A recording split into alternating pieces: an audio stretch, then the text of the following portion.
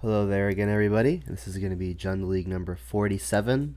Been almost 2 weeks since my last video, taking a bit of a break, doing some family things, but I'm here and back. So doing something very similar to the last list with a few changes.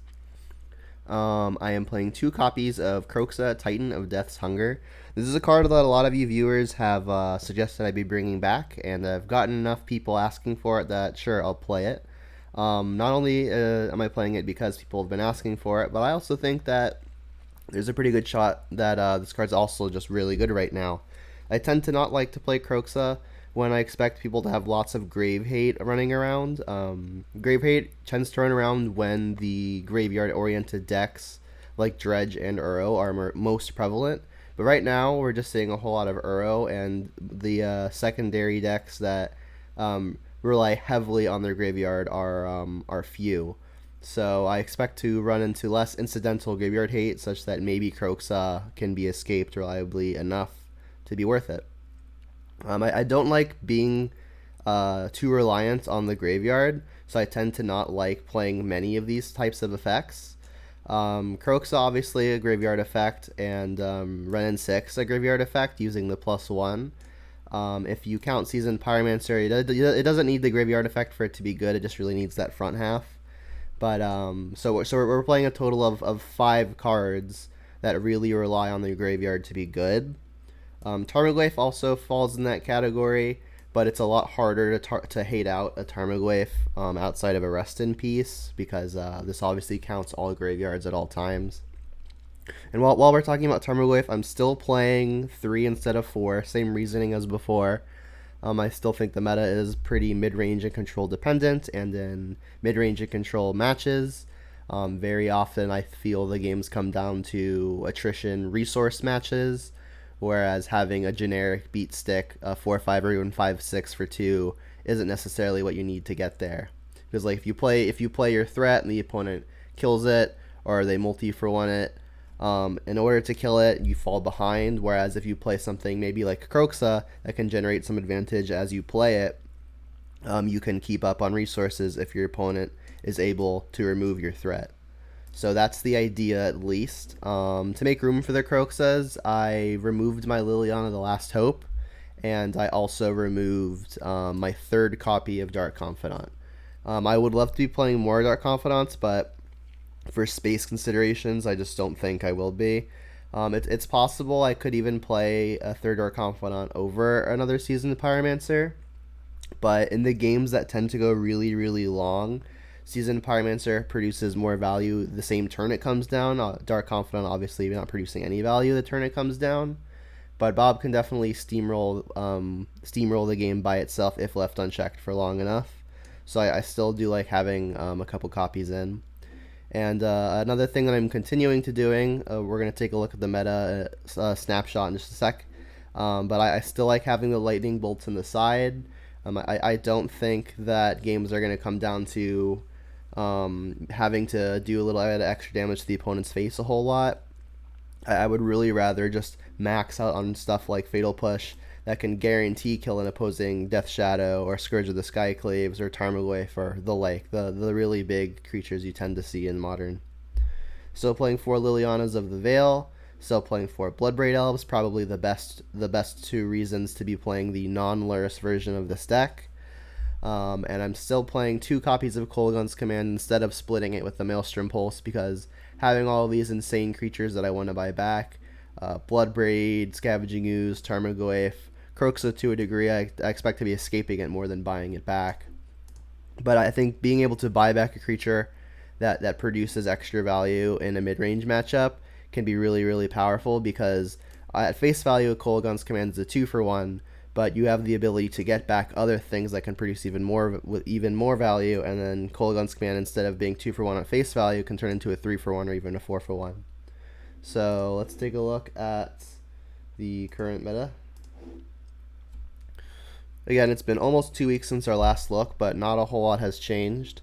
Like I said, we've got lots of creature stuff at the top, so I'm going to really want to be maxing out on pushes over the bolts, because pushes are going to be guaranteed to kill stuff like Uro and Omnath, whereas bolt will never do that. And even in the case of Death Shadow, we want to kill the shadows and the scourges like I mentioned. Blight Control has become increasingly popular, splashing the Cleansing Wildfire package. We've got Eldamri's Toolbox and Heliod combo. Very similar decks, but I guess they function a little bit differently in that Eldamri's Toolbox sometimes plays the Dryad of the Elysian Grove combo with things like Valakut the Molten Pinnacle and Primeval Titan. Oops All Spells still popular. Amulet Titan's still popular. We've got our various Death and Taxes and Blitz decks that have been here for a while. Ignore this thing. It's hideous. Jund, we're in number 12. Top 12. Not bad. And then Blue-Red Control, maybe even a Blue Moon variant in here. And Infect actually sneaking back into the top 15 along with Jund Death Shadow. I know Reed Duke just recently posted a video on YouTube, so that may be why we're seeing a bit of a resurgence. People love to try out the lists that he does, myself included. So maybe that's why we're seeing that there. All right, let's just jump into the league.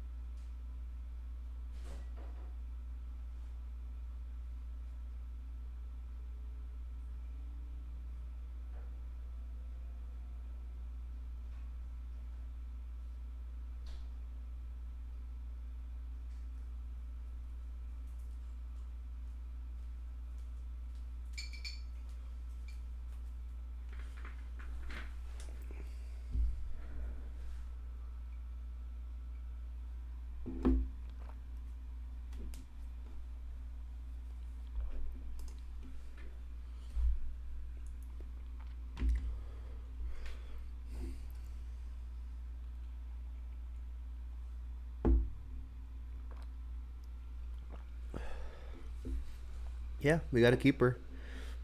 A little awkward that our black source is Peatland, but otherwise hand's great.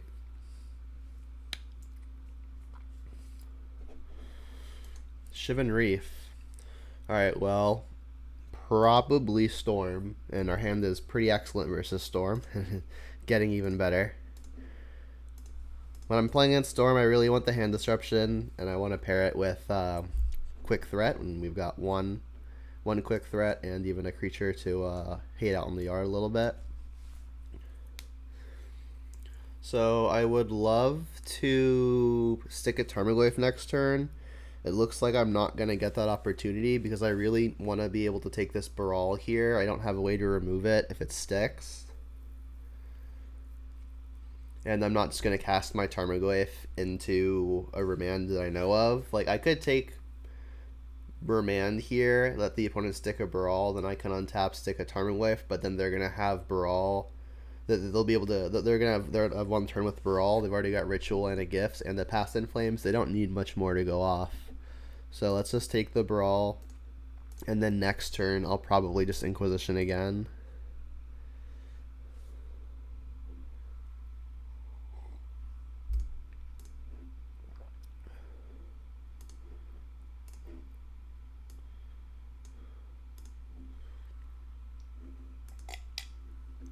Alright, I am going to take the Remand if they let me. So I'll use the Inquisition instead of the Thoughtseize, so that I can Thoughtseize next turn and play the Goyf. Alright, well they're just going to Remand it. Sure, and then I'll get the Ravine down. So one black being a little awkward, but we still get to have a nice turn next turn.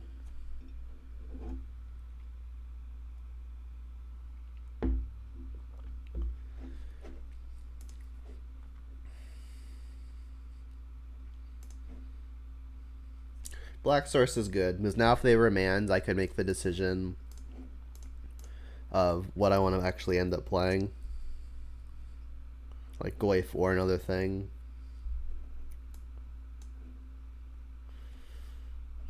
Oh, they're going to, I guess, Gifts and Given in response to this.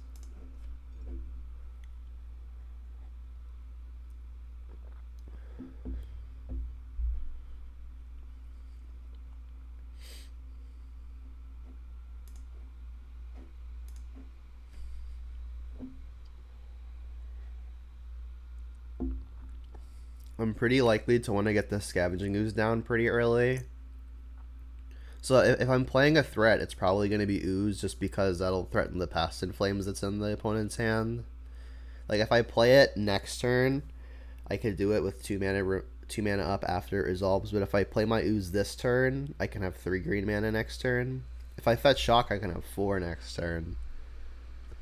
Let's just see what their Gifts does.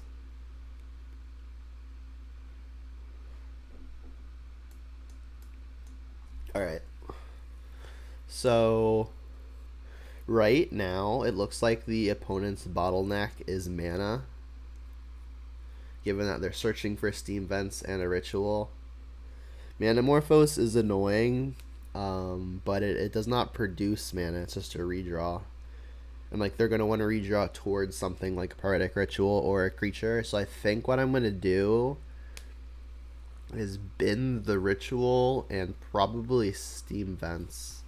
Riverglide Path would find the Ritual, but they'd have to use a whole turn doing it. Alright, this is the flip land or the spell land? Alright, it's the flip land. Alright, so I guess it's either bin a land or the spells. I don't want the opponent having the Ritual for sure. So I'm putting cards into the yard. So it's like, do I care about giving the opponent 1 land or both? I guess the logic is they're going to have their Past in Flames be pretty good at some point anyway. If they go land, play their dude, can they Past in Flames? They can't. Not even with 1 Ritual. They'll be 1 off. Unless they've got, if they go land and then have the Manamorphose in hand, then they will. Alright, so I think it's just probably safer to take the spells and give them the lands. They've got double Past in Flames. Alright, well I said I don't want them having rituals. So let's just take a ritual. Also the only unique thing that they've got. Alright, so they can't answer the Scavenging Ooze. I'm just going to play the Ooze then. With the potential of as much green as possible next turn and really cut them off this Past in Flames plan.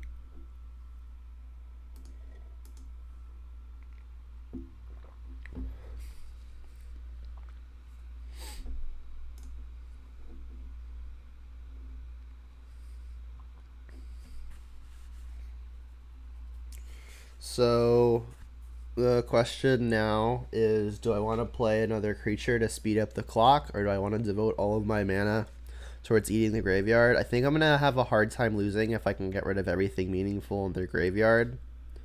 So I think I'm just going to devote my mana towards eating as much stuff as possible. And then next turn I can deploy the Goyf. It's one less turn worth of attacking. But I think it's going to be difficult for me to lose if I can keep the opponent's graveyard empty when their hand is literally just 2 Past in Flames.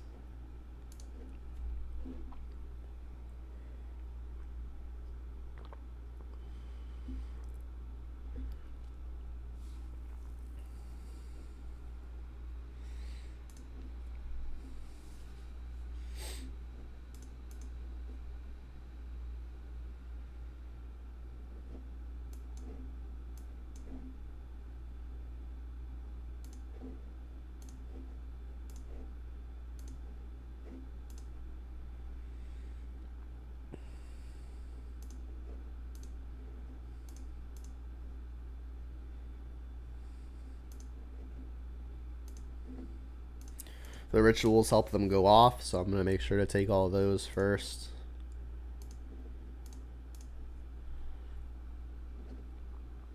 Now that their graveyard is much less meaningful I can deploy Tarmogoyf, and Fatal Push is a nice draw because if they play a Reducer, it's a way to get it out of the way. So let's attack first. Do I want to eat their Baral to get in an extra damage? Leaving a creature is actually fine because that'll make the Tarmogoyf a little bit bigger. I could Inquisition here, but I only don't know about one card. I don't really see a reason to when it would be putting down a green.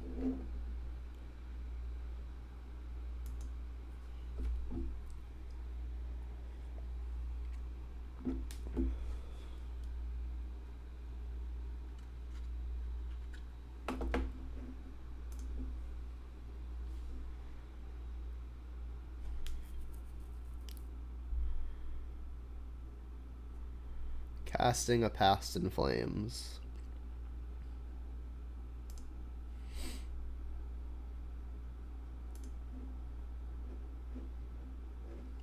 Do I even have to respond to this?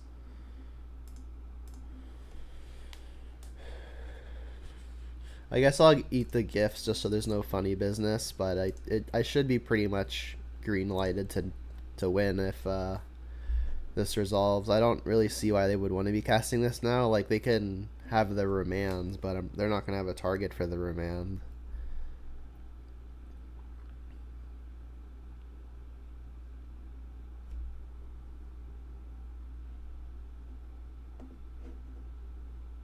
Targeting the Ooze. Alright, well, we'll let your Storm Trigger resolve.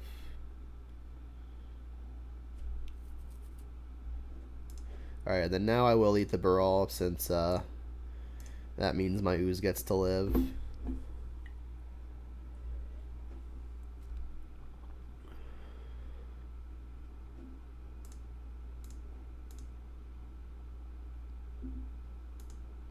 Opponent says most expensive shock in history.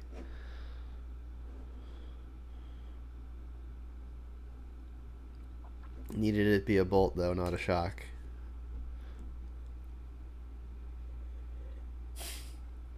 Opponent says, oh, star, star, star, star. There was a creature. I'm trying to pull it over what Moto's doing Moto things.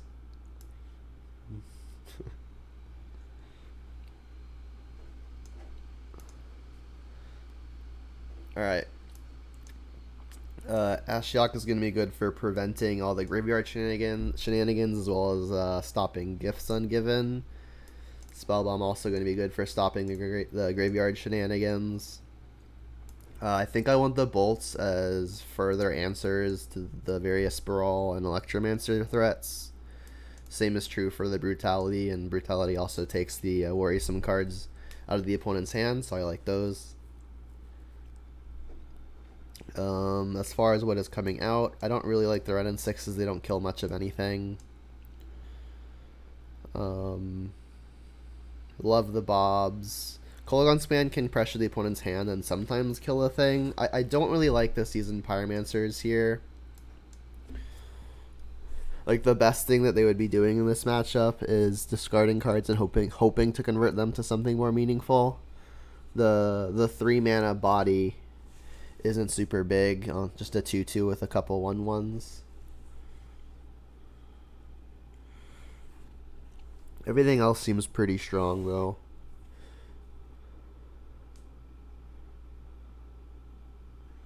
I mean, I'm bringing in Lightning Bolts and Brutalities, so maybe there's a consideration to taking out the Dreadborn trophy. Like, my opponent could be playing Aria of Flame, so that would be a reason to keep in the trophy. So I think I will.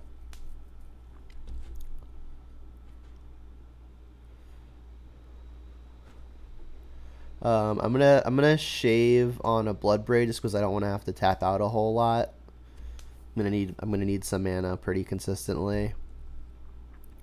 And then Kolaghan's Command is really pricey. I think the best mode on it is going to be discard a card and instant speed, but maybe that's not good enough at 3 mana.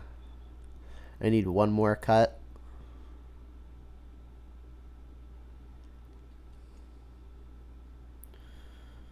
I could honestly just see cutting another Bloodbraid Elf. Like, Bloodbraid is really good for turning a game after I've controlled the board.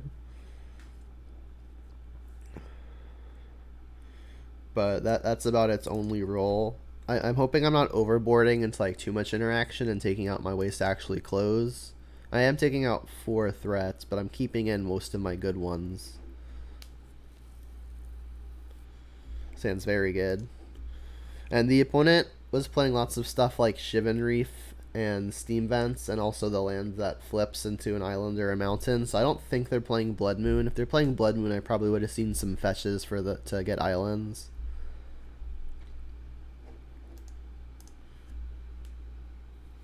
That said, playing around Blood Moon is kind of free with my hand. I can get Swamp, Forest, and then have the Blackleaf Cliffs for double black. Well, that was really good.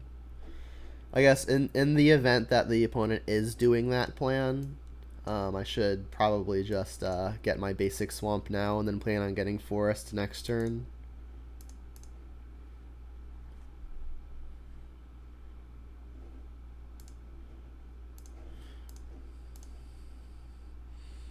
Usually, if I had like a 2-land hand, I wouldn't worry about it, but this hand is pretty free to play around it. And they went bottom with the first Serum Visions.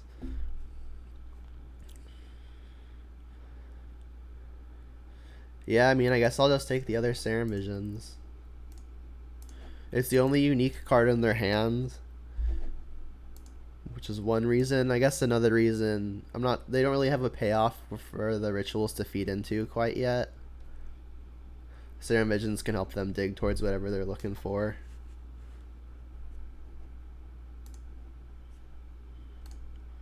Alright, and if the opponent like lightning bolts this Tarmogoyf, it'll still get to live. There's not yet instant in the yard. Pretty nice. So we'll get our Forest. Again, playing around the Blood Moon's kind of free. It's less free with Kroxa, but I think I've got all of the tools I need to win this game, even possibly without the Kroxa. So let me just not lose the game for a stupid reason by getting Blood Mooned off the top. Again, I don't think they have it, or I don't even think they have it in their deck, but it's kind of free.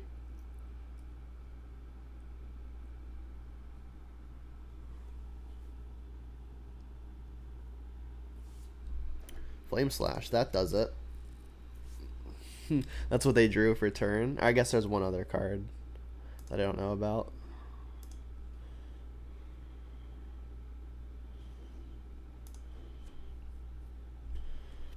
Brutality's nice, but I'll probably just get this Ashiok down while I know the coast is relatively clear. There's only one card that I don't know about that could be Remand.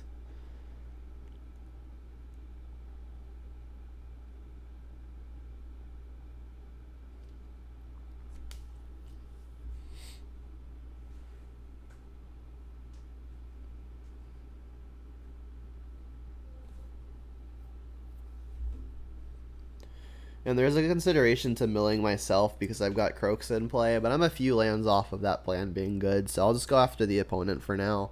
There's a chance it spikes a 1 or 2 of from the opponent's deck, so I like milling the opponent.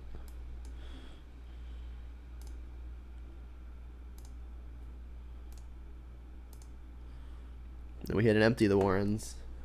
I mean, a way we lose this game is the opponent goes like Ritual into an empty. That would be a lot of dudes. Lots of gobos.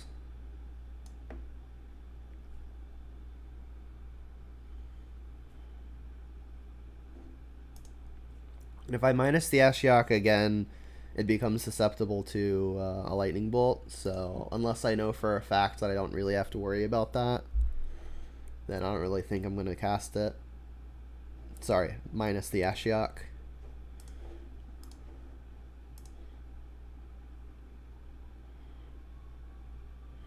I probably should have Brutality'd first, because oh, never mind. I was going to say if the opponent has a Gifts Ungiven, it could be bad, but they can't search anyway with the Ashiok in play. So now Brutality again, or Brutality for the first time. Take a card from their hand again. And in the event they remove my Ashiok, this Gifts Ungiven becomes pretty dangerous. That said, I'm not going to minus this Ashiok again until I really have to. So let's just take the ritual. Make sure that I can't die to something like an empty Warrens. There they go. The opponent has conceded the game. Awesome.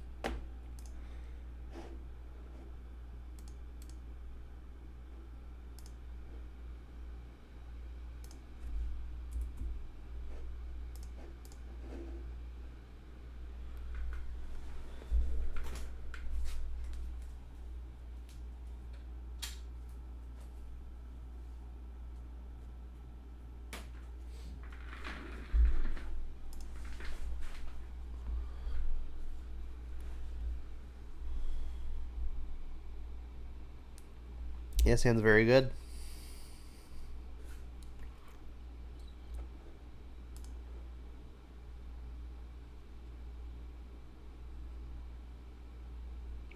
So it looks like we're up against Ad Nauseam.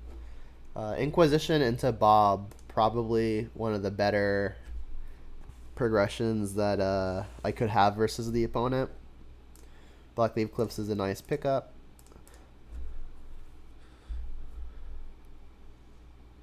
And it is Ad Nauseam. So they do have a Lotus Bloom on Suspend. I think what I'm going to have to do is just really make sure I can keep the opponent off a combo, obviously. But that means I'm not really taking Pact of Negation. So it's between Unlife and Spoils. The opponent could Spoils for a combo piece based on finding another one. So do I want to take the potential tutor and Spoils, or do I just want to take the straight combo piece? I think I'm just going to take the combo piece. The opponent casting Spoils is not necessarily free because I am going to be attacking the opponent. And it's not a straight 1 mana get what you want, and there's some life associated with it.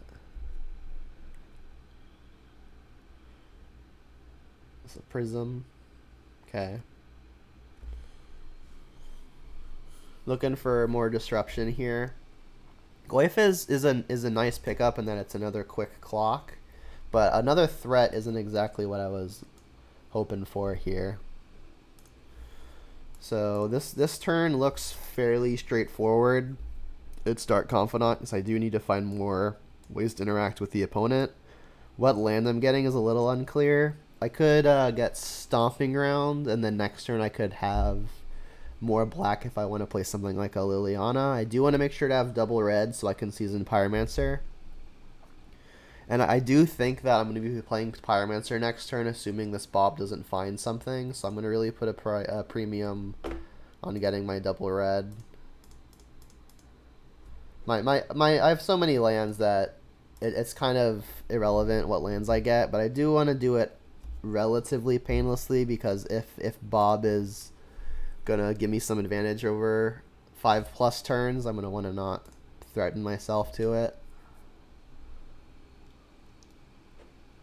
Alright, so Inquisitions and Thoughtseizes are the best. Liliana's would also be really good now, because it'd be able to threaten the opponent's hand every single turn.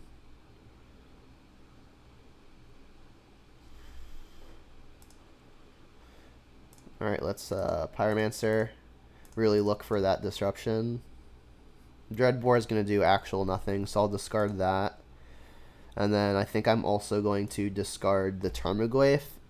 I'm probably casting Bloodbraid next turn, again assuming I don't find adequate disruption. And then making tokens also seems like it could be a good idea, just because they also attack.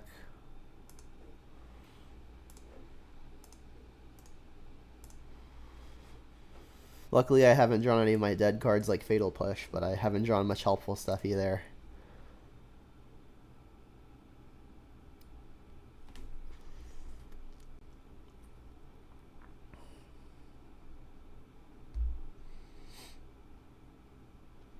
So we're on a 3-turn window now. We've got 6 power and the opponent is at 18. That's a good amount of time. Alright, well, it looks like they've got it then. Spoils. We get to see some of their deck at least.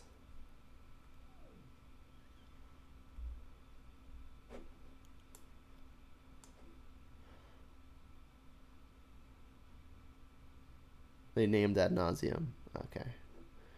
Alright, let's see their deck at least.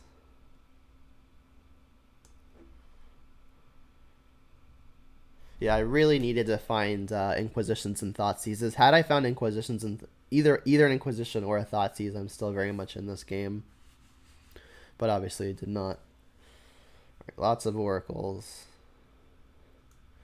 At least 2.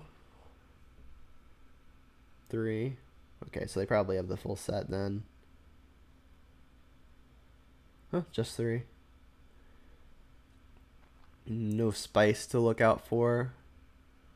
Got 3 for Phyrexian Unlives. Still playing the Lightning Storm. All the Spirit Guides are still there, yeah. Pretty standard list, looks like.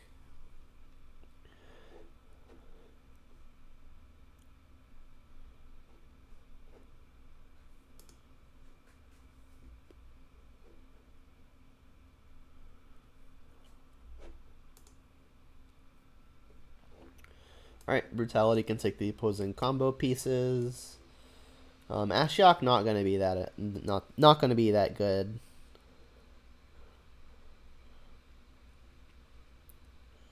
Fatal Pushes can for sure come out, as can Dreadbore.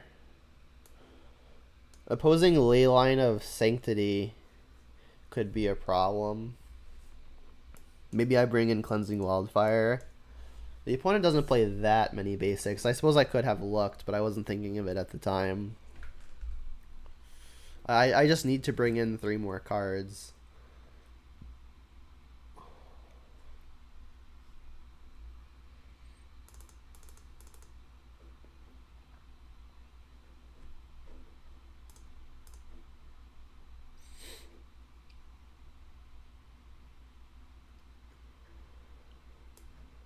Bolt can go to face. I mean, it's probably better than something else.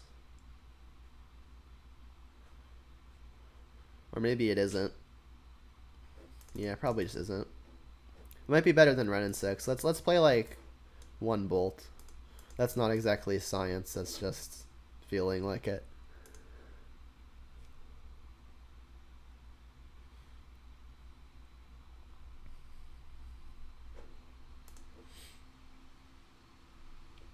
Alright, barring a Leyline of Sanctity, this hand is very good. They did not have any in the main deck, which is something some players choose to do.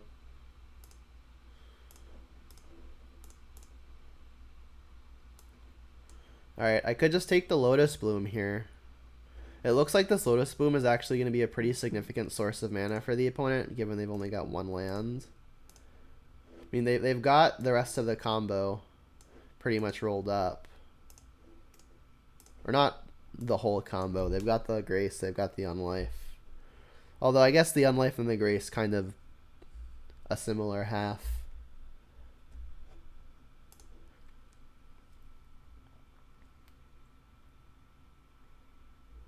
Split the difference top and bottom. Alright, and then we would love for this Dark Confidant to just find more of stuff like this.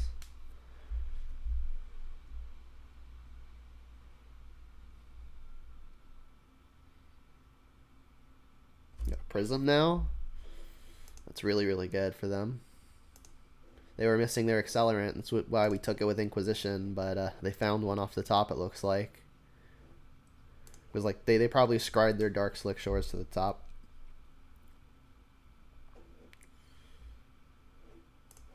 Alright, well, I mean, we're gonna attempt to Bloodbraid into Bloodbraid as early as next turn.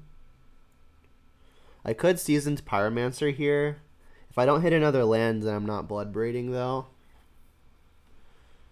The issue is that Kroxa doesn't really add a whole lot of pressure to the board. So I almost want to just cast the Seasoned Pyromancer and discard Kroxa and one of the Bloodbraids.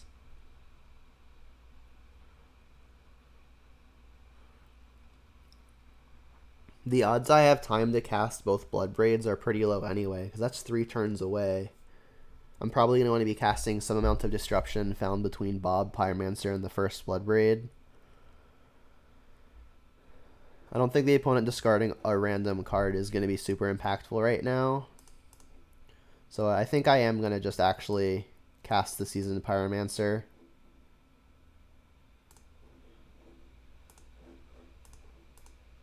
And then I'll discard a Bloodbraid and the Kroxa.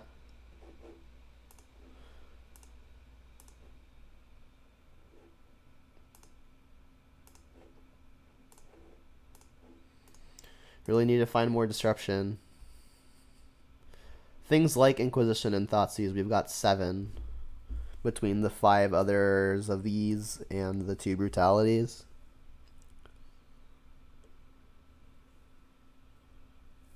Comes on life.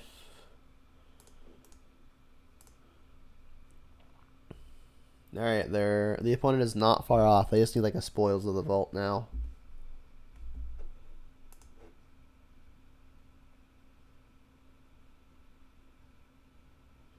Not great.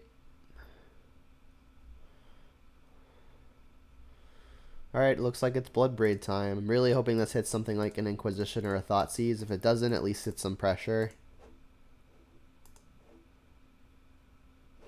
Alright, that's good.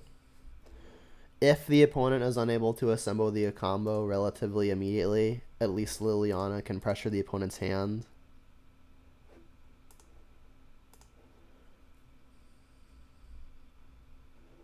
Alright, so now we know the opponent's hand.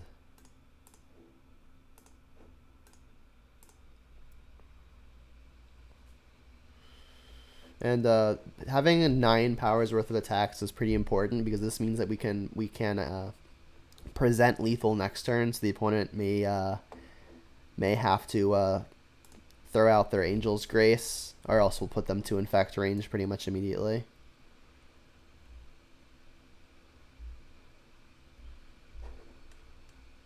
They bottoms with the Serum Visions. Promising. Inquisitions and Thoughtseizes, please. Not exactly. Alright, I'll attack first before activating Liliana. Make the opponent use their Angel's Grace, or probably use their Angel's Grace.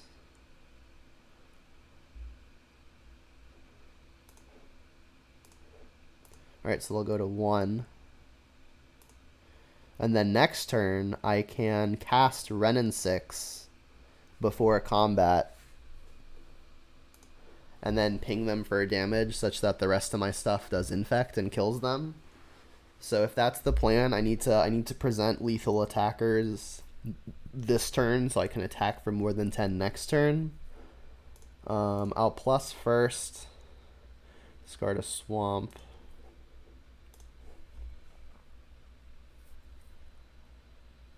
Alright, so they are playing Leyline, they just didn't have one. I could escape Kroxa here. Is that better than playing Tarmogoyf?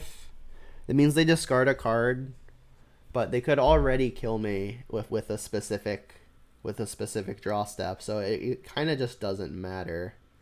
Is there a reason to playing Seasoned Pyromancer? Because then maybe that draws me an Inquisition or Thoughtseize.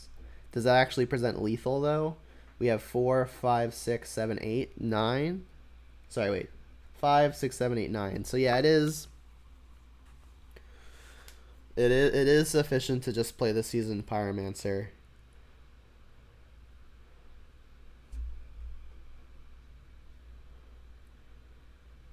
It's really close, but I think having the opponent just discard a card is important.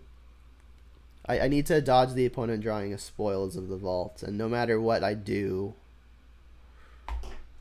nothing really affects that.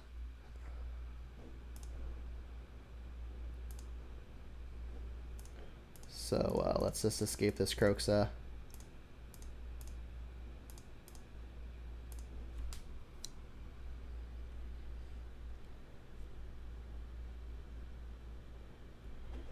Again, this is like one of those games where if I can find another Inquisition or Thoughtseize, I think I'm very far ahead. As it stands, the opponent needs to get lucky anyway.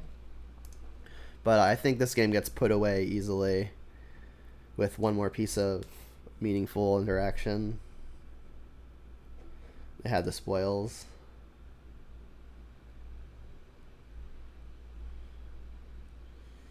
So I'm pretty sure this means I die here.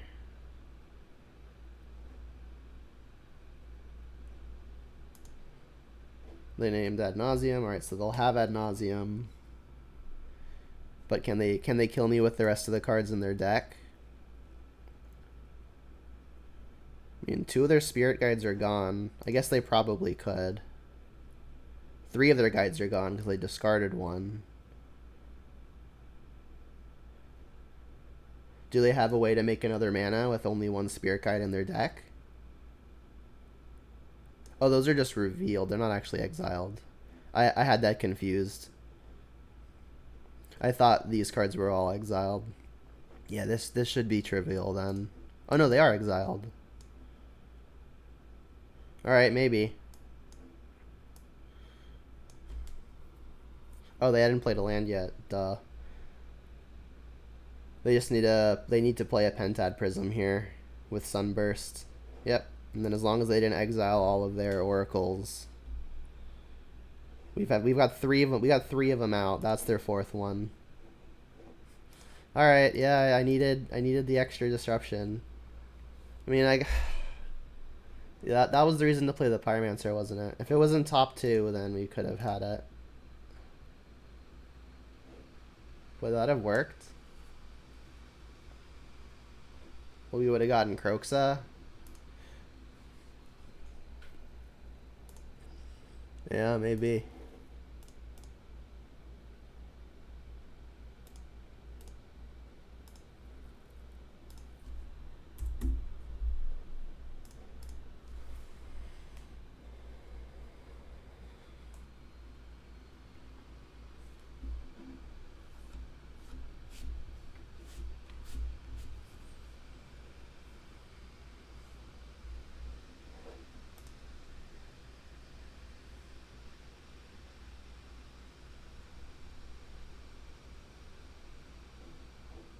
On the draw, this is probably just way too slow. Trophy is like my worst card to have. Sounds good though. Bottom a redundant run in 6. Uh-oh, we're playing against 8-rack and we mulliganed? Brutal. Well, run in 6 will be very good versus 8-rack, so I kind of wish I had kept the second one now.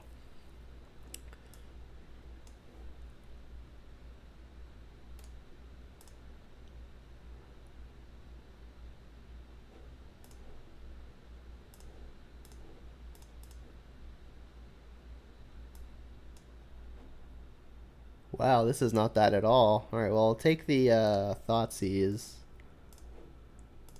This is the Escape Elspeth. It costs 6 mana to escape it.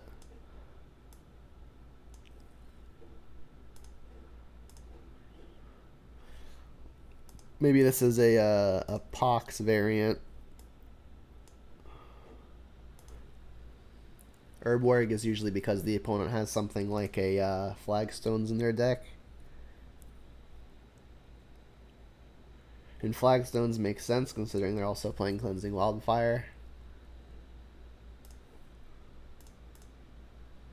So I'm going to get Stomping Ground because their Urborg is turning my Stomping Ground into a Tri-land.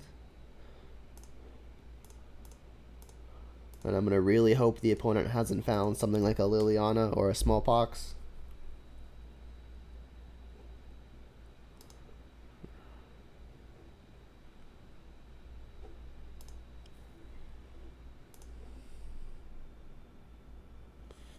Alright, easy Thoughtseize turn. Probably taking Elspeth. They drew a push. That's rude.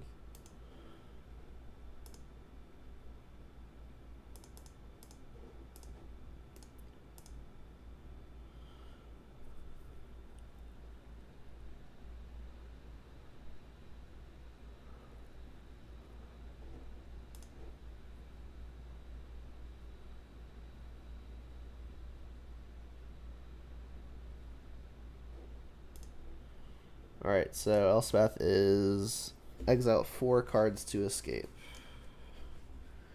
Flagstones is a really good draw for the opponent because they could combo it to ramp. And they drew Stoneforge, wow. The opponent drawing the nuts here.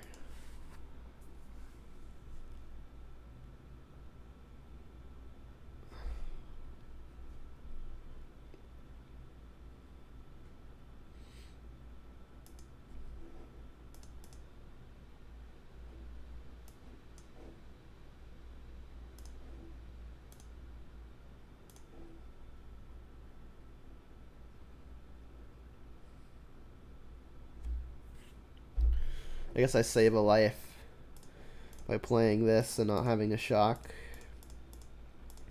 Probably end up having the Overgrown Tomb come in tapped anyway. Croaks is a good hit.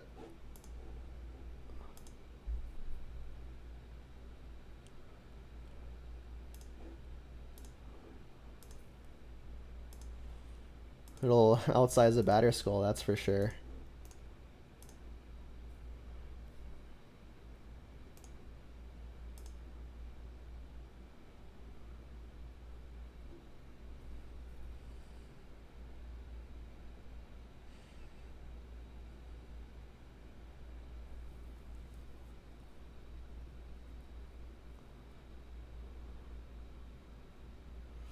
Alright, so the opponent's plan, no doubt, to shoot a batter skull in the play off of their Stoneforge. So let's just lead the turn by escaping a Croxa. Oops. Let me, I guess something I didn't realize last turn is that this actually taps for black painlessly now. And I suppose I should leave a land in my yard in case I draw a Wrenn and 6.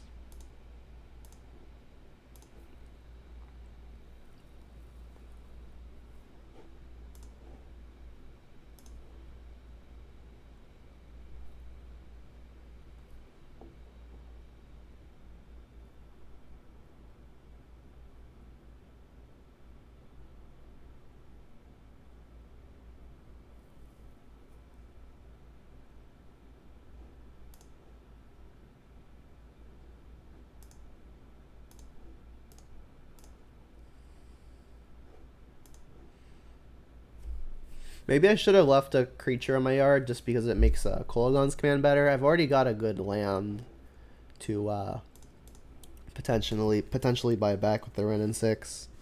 So if I draw Kolaghan's command, my play looks a little stupid. Did you do another push? That'd be stupid. Liliana, okay. It's really good too. Well, we're going to get to at least exile it from our yard. Wished I could have cast it, but I mean, beggars can't be choosers. That does nothing. I could just lead on sacrificing the peatland, or I could just devote my turn towards exiling Seasoned Pyromancer. I can make my decision based off of if they defend the Liliana.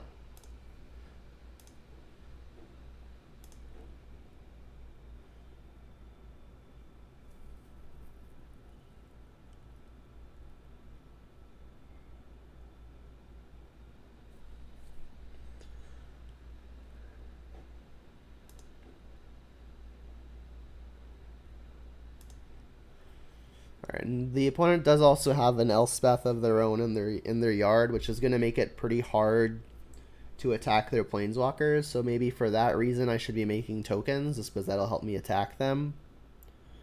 But attacking into a batter skull seems pretty risky. Let me just get this card right now.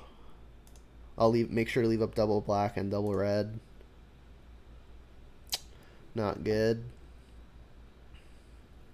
Well, I don't want to discard my hand. I mean, these cards are going to get discarded anyway. I guess I'll just pass with it.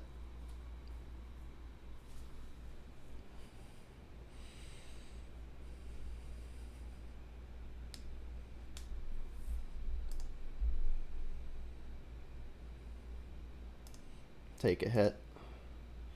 Not going to let them edict me here.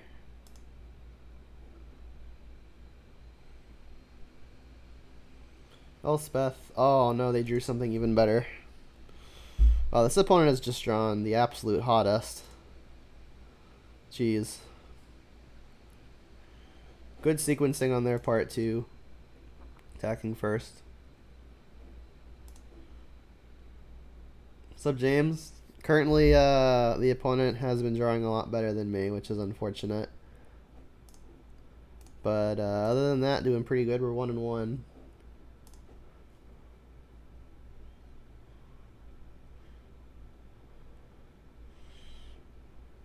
Can't really beat this Elspeth as it is. Yep.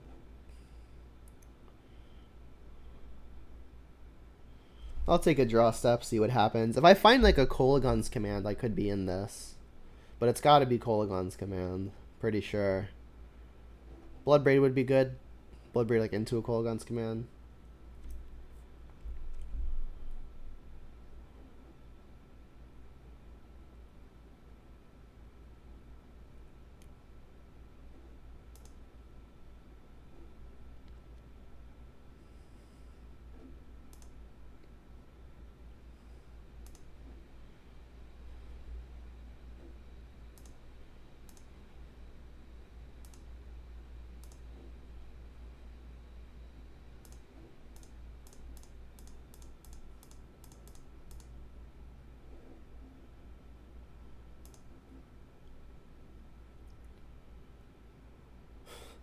That is not going to do it.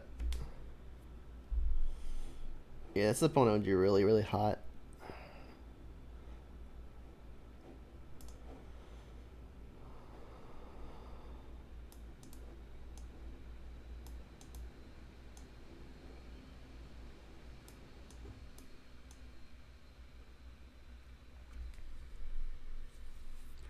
So the opponent's got something mid-rangey going on, which means Inquisitions and Thoughtseizes are going to be some of the weaker stuff.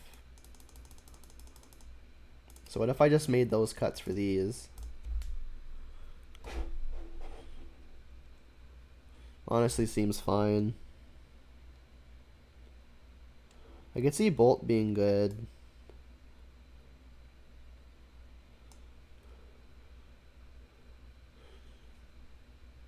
Does Bolt kill anything meaningful, though? Kills the Stoneforge. Planeswalkers, too.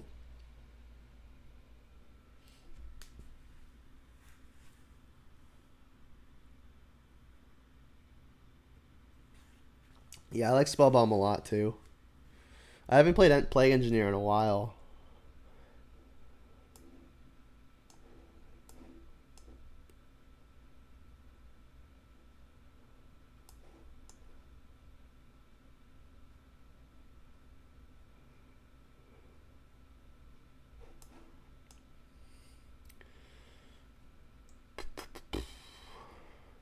Pretty close what I want to take out here.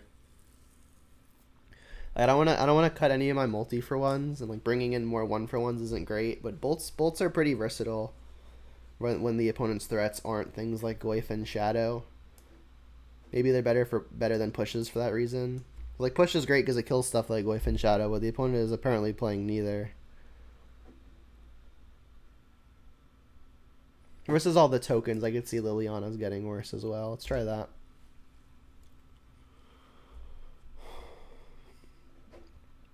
Yep, they're in.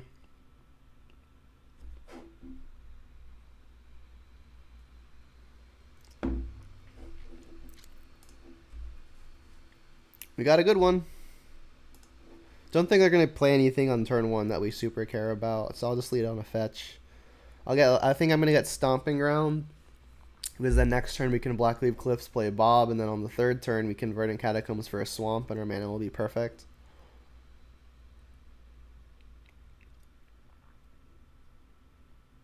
Time with the family was good, James. I wish it were longer, but definitely got what I needed there.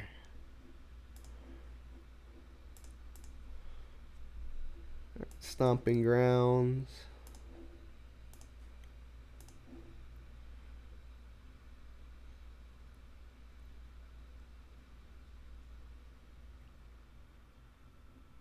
Ooze is a nice pickup, but I'm definitely going to get the card advantage engine going. If they take their turn playing something like a Stoneforge, that's a turn that we get to have a Dark Confidant go off. They don't have a 2-mana play or a way to kill Bob. That's good. You haven't seen family since January? Yeah. Luckily, I'm nearby, and both households have been pretty safe pandemic-wise, so we can travel to each other at least with some confidence. All right, so the opponent's next play could be Liliana of the Veil. For that reason, maybe I want to play another creature just to insulate my Dark Confidant. But I think I'd be hard-pressed to not just get a Planeswalker of my own down. And then between Ashiok and Liliana, I think I'll go with the Ashiok. Just because maybe we snipe a fetch land and I can maybe surprise the opponent with an Edict.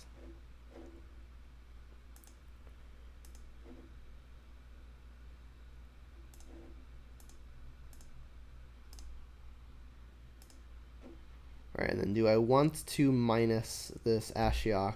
The opponent could have something like Celestial Purge, and there is some value to filling my own yard because now I'm playing stuff like Kroxa. So I'll mill myself once, and then to keep it out of bolt range, I'll keep it at 4. They didn't have a Liliana either? I'm confused. What's their hand? They're just gonna like slam one card that I can't beat. I don't know what it is yet.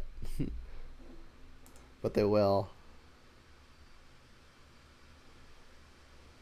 I guess maybe they're holding a sweeper, but they probably would have fired it off if it was a 3-mana sweeper. So maybe it's like a damnation or something.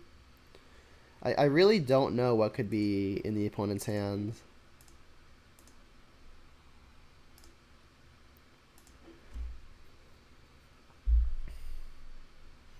Oh, that is true. They can't fetch. I did mention that and then immediately forgot, huh? Alright, so I guess let's play a Liliana and get that to work as well.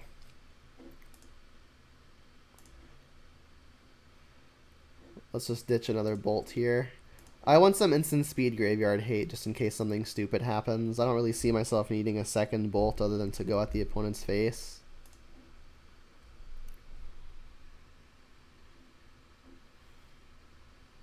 Alright, now is the Liliana.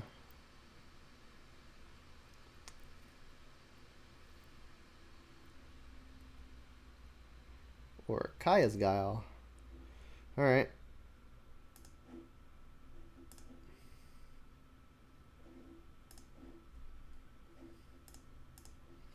This is all fine.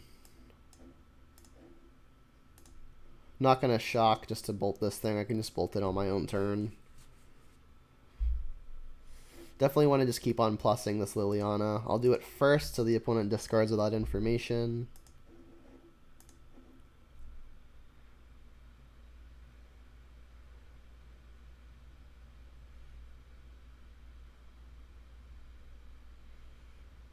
Discarded a Skyclave. Alright, so they've got to have another one, right? They just wanted to take care of my Bob first. I guess they could have done that with the Skyclave.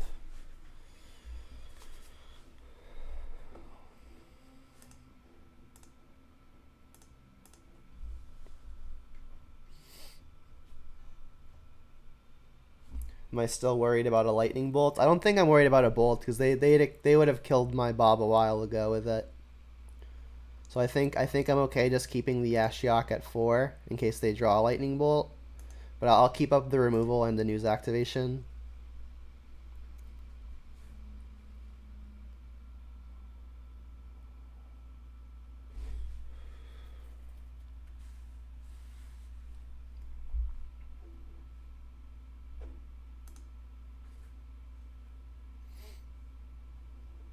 And then between the bolt and the push, I haven't really seen a whole lot that bolt can't take care of. So I'll just push the spirit, leaving up the ooze activation. This means I can't bolt, but I think the ooze activation is worth more. I could have pushed to leave up both options. Like I could have, I guess. Yeah, like I could have bolted the spirit and then I could have kept up push or the activation, but I think I value holding the bolt more going into following turns.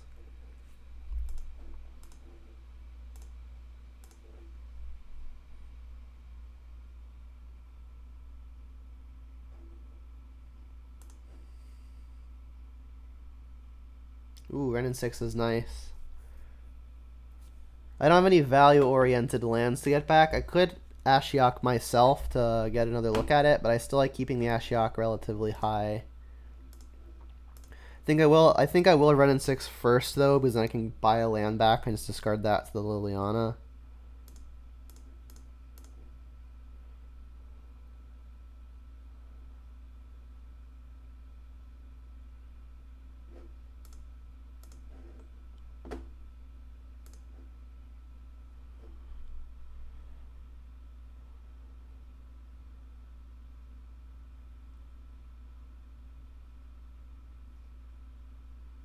They're exiling my yard now.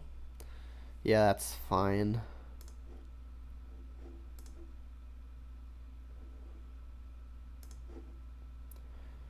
Still gonna plus this Liliana.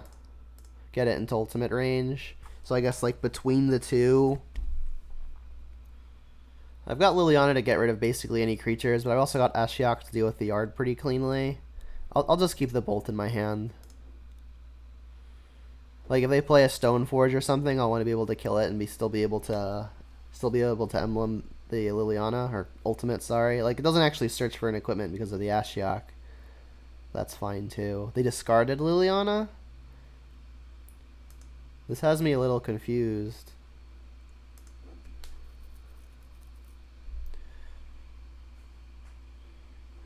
I'm gonna activate the Ashiok now. I really don't think the opponent has a bolt. And now at this point, if they have a bolt, they're going to throw it at one of my other walkers. So I think it's safe to minus on the Ashiok. Hit a bunch of Lilianas, and they are playing Smallpox, so that read was good. Yikes. Alright, well, I'll get to kill the Skyclave and actually get a 3-3. It's kind of funny. The clock is what I'm missing, but they're going to give me one.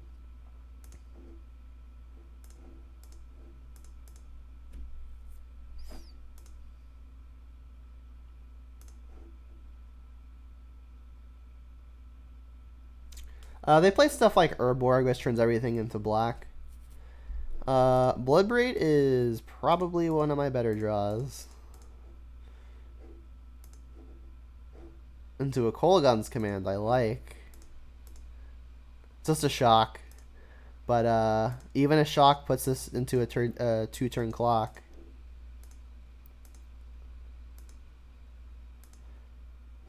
And again, if the opponent draws like a bolt or something, it's very likely to go at one of my creatures now that they're at 6. So I'm going to use the run in 6, start going at the opponent's face.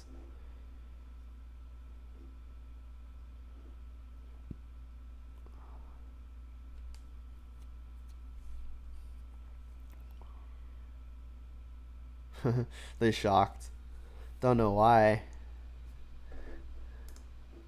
Maybe they figure their only out is at 3 mana.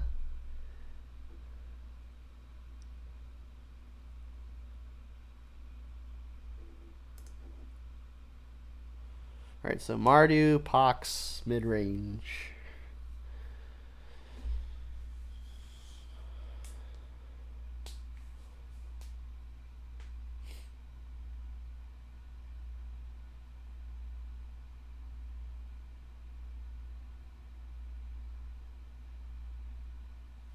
Don't think I'm changing much of anything. Let's run it back.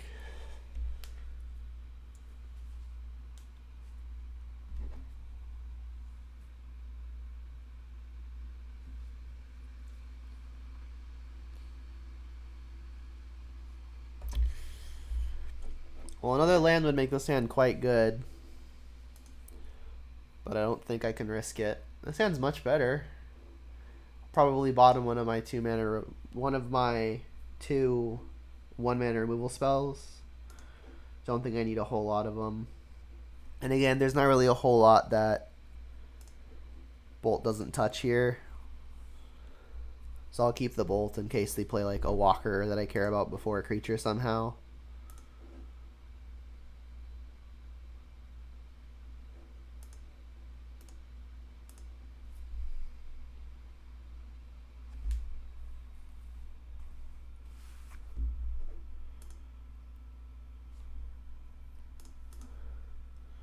So I've got the Blood Crypt already, so I'll fetch Shock a Stomping Ground. and then really hope that the opponent doesn't also have Liliana of the Veil.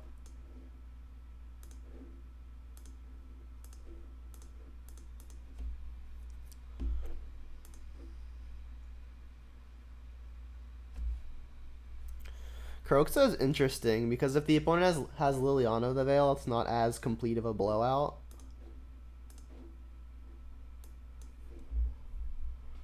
Whereas, like, if I go Tarmogoyf next turn and then the opponent Liliana edicts me, I can at least Bloodbraid to clean it up. Yeah, I'll Kroxa. Like, it's worse if the opponent has no removal, because then, like, the Tarmogoyf is obviously pressure that's going to stick around.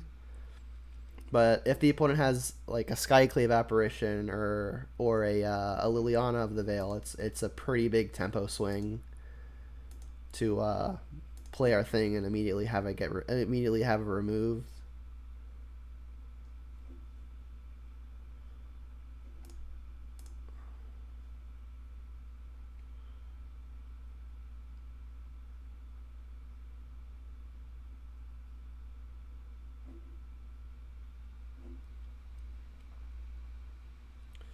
Liliana is probably our best draw.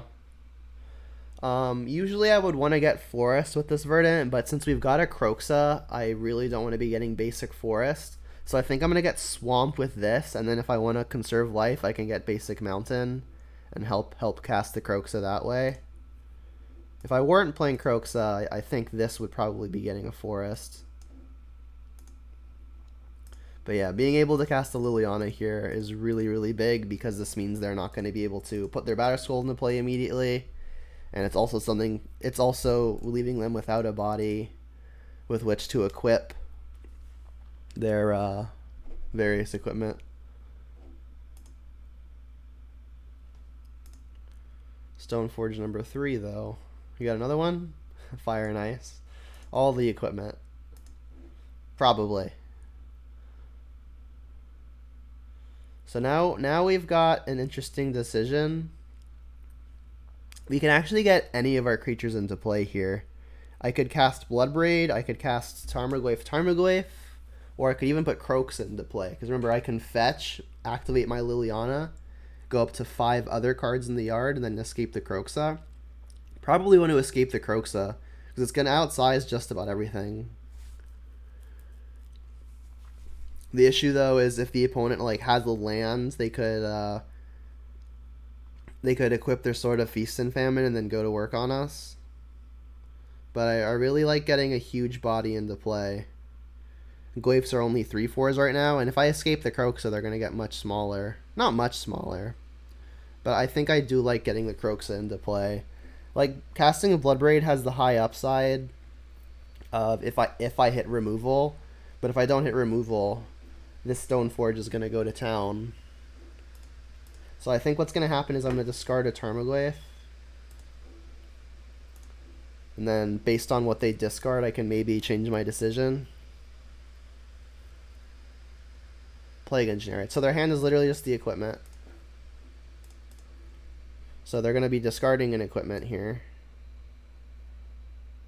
So I guess let's get Mountain. Don't think I'm going to need triple black at any point, but I might want triple red if I draw like Seasoned Pyromancer and want to cast a red thing.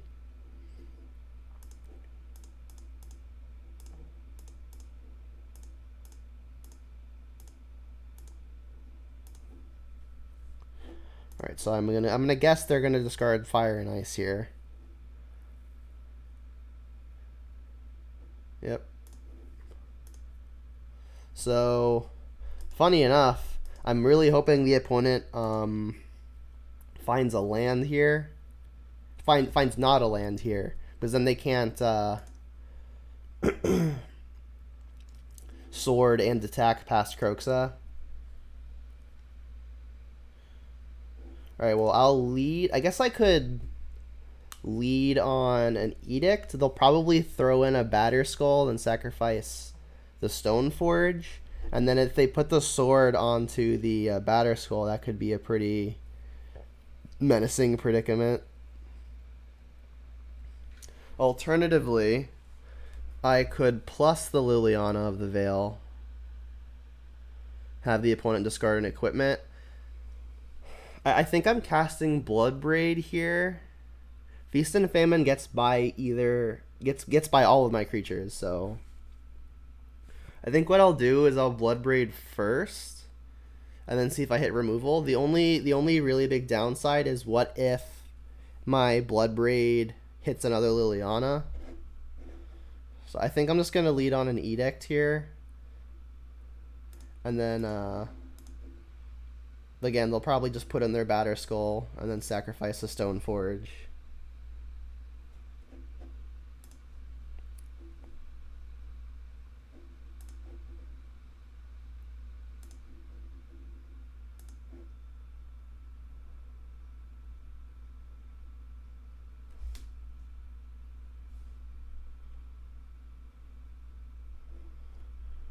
Play the Forest, and then we'll see what this Bloodbraid hits. If I hit a Scavenging Ooze, I'll want to have green available, so I'll leave up Stomping Ground. And this is a big Cascade.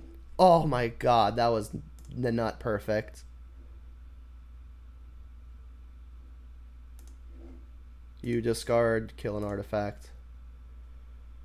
Really big Cascade. They discard Fulminator, so their hand is only a Sword of Fire and Ice, or sorry, Feast and Famine, which it will soon not be because Croaks is attacking. That was a big swing.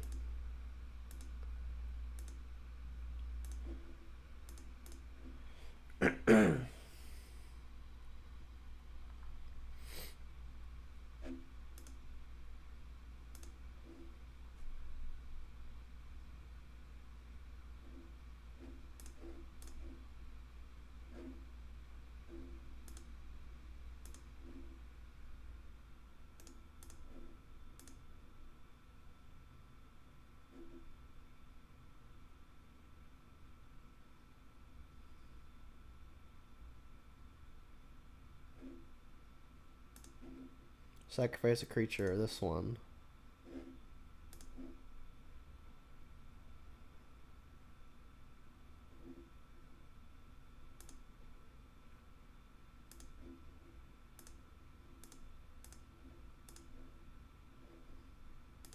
Don't think there's a reason to pop this now.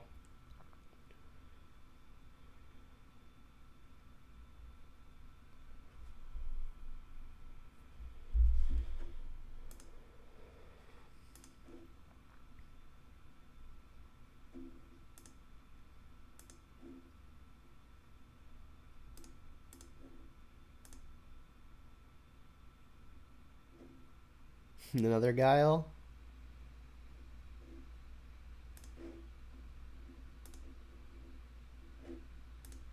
Guile into Guile is annoying.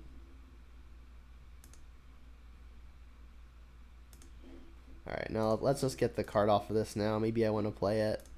Could have done this before combat. Alright, Ashiok should be pretty good.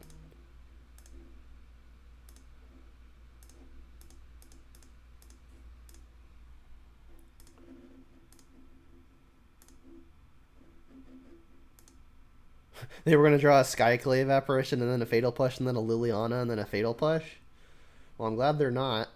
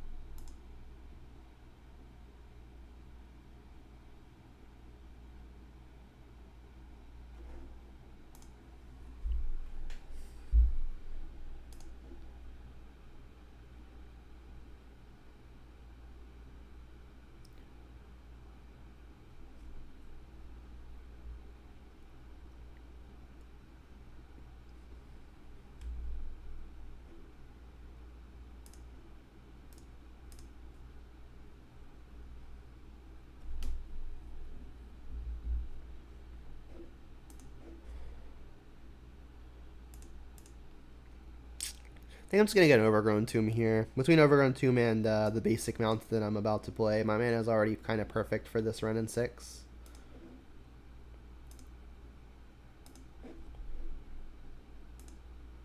Wish I had that last turn, but I can pair it with a Goy for an Ooze next turn anyway, so let's just get the Planeswalker down.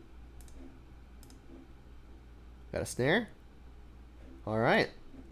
Well, we've got more lands, so that's okay.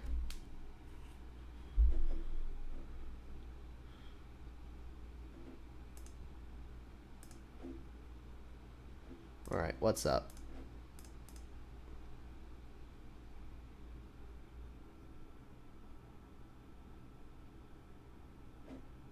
I think I'm just going to stick the Goyf.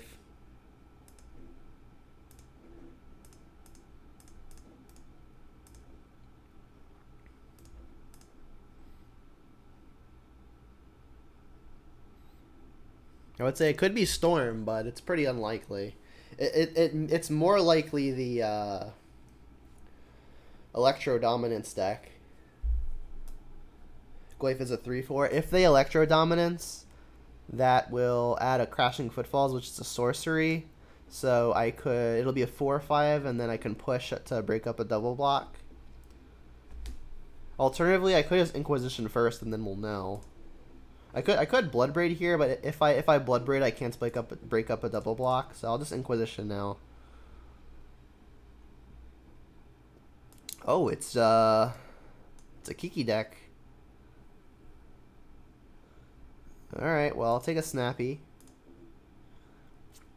So it looks like we're playing against a version of Splinter Twin, which is not super common, obviously. Funny enough, this Inquisition actually kind of hurting us because the opponent can now Sinkhole if they want. We gave them the extra card that they needed in their yard.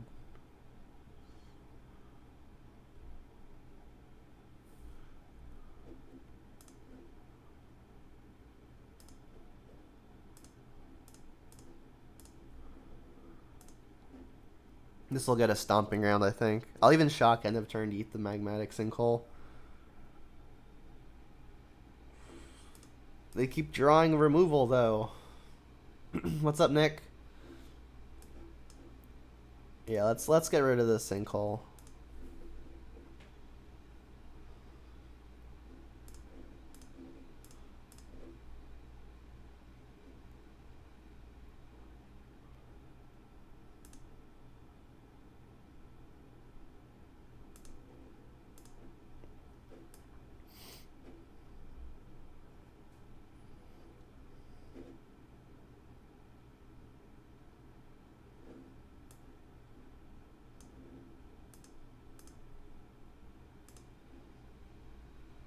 Ooh, Liliana's very good.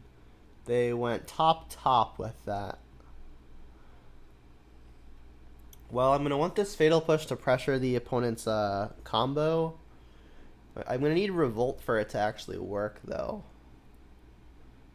If I Liliana plus, I don't actually get at their combo quickly enough. And I don't have a card that I want to discard, so let's just play the Bloodbraid. Hitting a Liliana would be nice.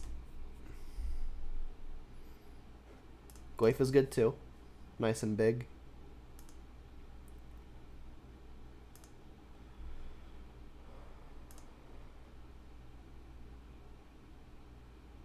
Oh, sorry to hear that, Nick. Hope he gets better. So they topped with the Ceremonies, and then they opt and kept it on top again.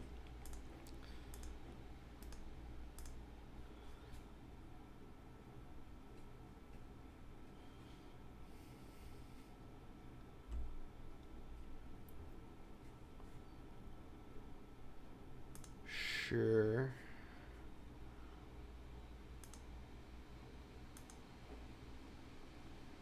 Alright. I mean, I'm not really stopping the combo, especially because I don't have a means to revolt. So I'll just keep on slamming my pressure as long as I keep drawing it. Another push, not ideal. I mean, the two cards in their hand are Kiki Jiki and something they liked off of a Serum Visions.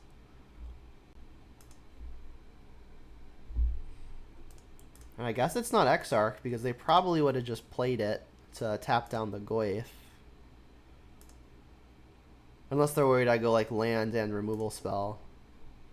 I mean, even if they've got the combo piece, they still need to spike a land off the top. And it looks like that's what it is. Oh, okay. Not super scared of that, especially because I've got lots of onboard pressure. Unfortunately, it's one short of just killing the opponent. I mean, I guess they've got to be worried about a removal spell. Inquisition's a nice one, but I can't do that and Liliana. I'll attack first, see if that evokes anything.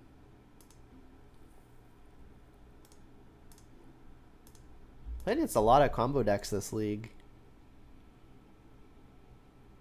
Yep.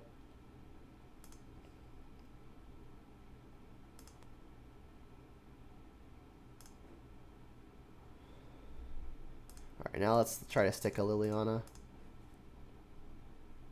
Like, if they remand it, it'll be unfortunate. But, I mean, even a counterspell is okay. They have to answer the Tarmogoyf.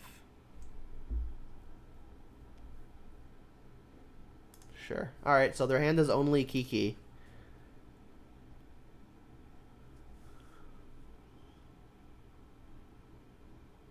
Need to dodge, like a sinkhole or something. Yeah, I only had creature, planeswalker, land, sorcery. I didn't have instant. Alright, so playing against Kiki combo. Well, I definitely like the brutalities and the lightning bolts, just as another means to break up the combo. The opponent is a Snapcaster deck, so I like Spellbomb. Ashiok is a little worse. It only stops Snapcaster targets, but not even in them at instant speed. Fatal Push looks on the weak side, at least compared to Lightning Bolt. It'll disrupt combo, but I'm bringing in lots of ways to disrupt combo. Renin 6 isn't killing much of anything. Liliana's could be weaker versus all the various flash threats.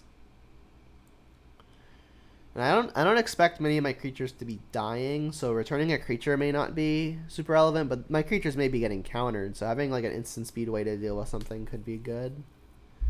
Dreadbore looks a little slow. I'll leave in the trophy in case the opponent's playing like a Blood Moon or something, but we didn't see very many fetches. I need 2 more cuts here.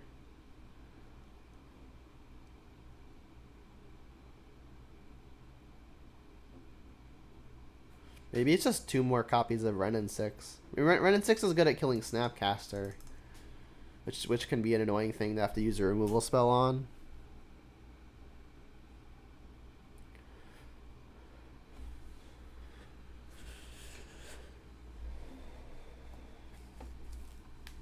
The weather's been okay over here, Nick. Nothing too special to report on. We've been getting just like the outer bands of the storm, right?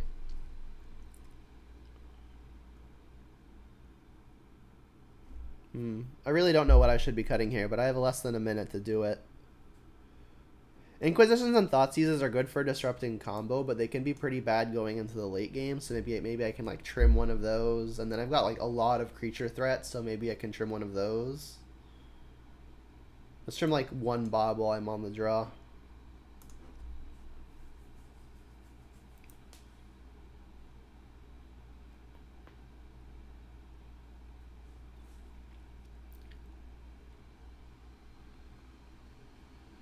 Sounds good. Glad I cut an Inquisition. I've already got all of them, or almost all of them. Guess I'll get basic Swamp here. Won't let me cast Renin 6 if I find them. So maybe I should just go ahead and get like an Overgrown Tomb. Keep that possibility alive. I mean, I could be worried about Blood Moon, but if I am, then like... it's going to have to be pretty much off the top. I mean, my life total is not super free in this matchup. I'll get a swamp. Like, I've got 2 thought seizes, so it's another 4 life I'm going to be taking from myself. You pull in mulligan to 5, by the way. They do have a combo piece.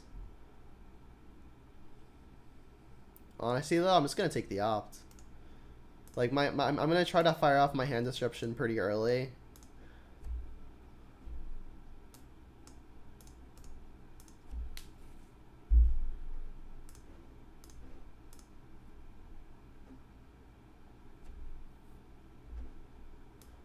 Found another opt.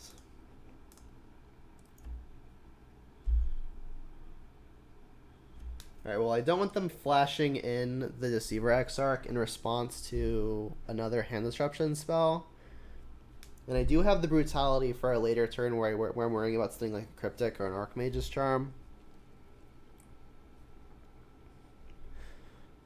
I do want to shred the opponent's hand, though. Because, like, next turn I can Kroxa and Thoughtseize. So maybe I should just be Thoughtseizing now. Or I Ravine now. So, like, let's review the options. The option is Ravine now, and then next turn Thoughtseize and Kroxa. Or I Thoughtseize now, and just only Kroxa next turn and play Ravine. I think I like just casting the Thoughtseize now. Like, if I'm going to do it, less can go wrong, I think. Like, if they find a land with this opt and I Thoughtseize and they flash it in response, that could be annoying. Alright, I am going to make it a Blood Crypt, so that way next turn I can Kroxa and play the Ravine.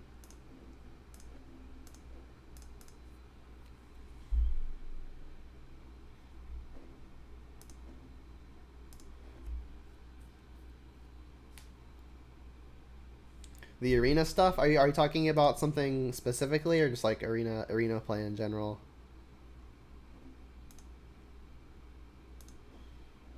Alright, their hand is empty.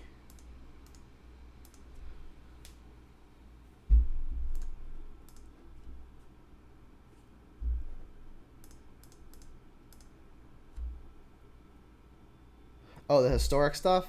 Yeah, I'm still interested in doing it. Alright, well, I said my life total wasn't completely free. Looks like this may become true. I mean, Brutality can buy me some life back, which is nice. But next turn, I'm very likely to be escaping Kroxa. As long as the opponent doesn't draw the other 2 lightning bolts back to back, I should be okay.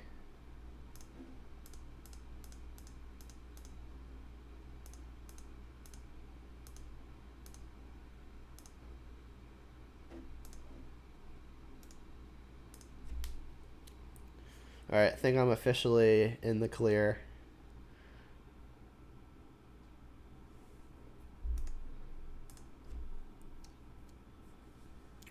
So Kroxa's hitting for an effective 9 here.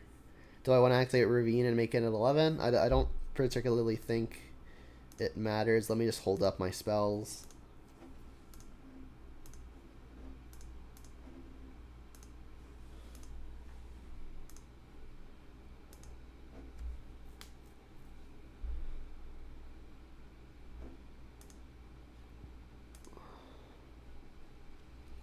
And then Inquisitioning first means that if I actually get to take something, the Kroxa will have the opponent lose life, which means I'll get to kill them. Okay, well, this works too, I think. I can just push this.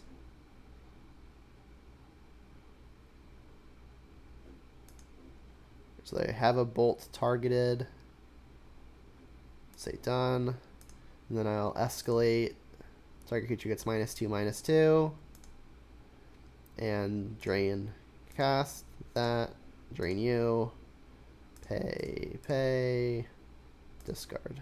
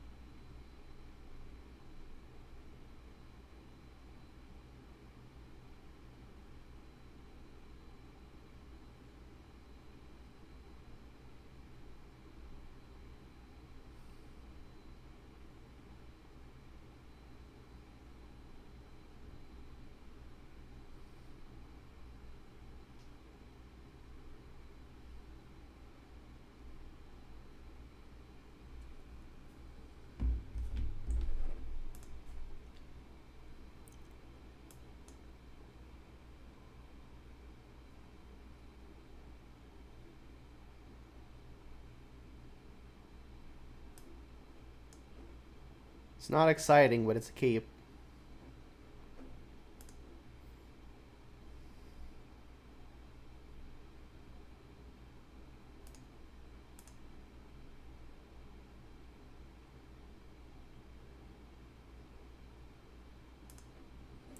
I'll Blackleaf Cliffs on one here, so I can have the option of bolting. The other consideration is just playing the Ravine. But if they play something and then I can't push it, then I like draw something that costs 2, I'm gonna wish I had bolted it so I can play my thing.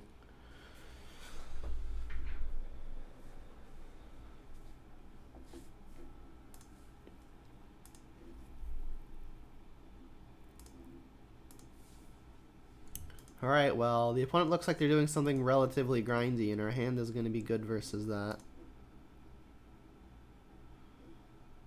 Double Steam Vents.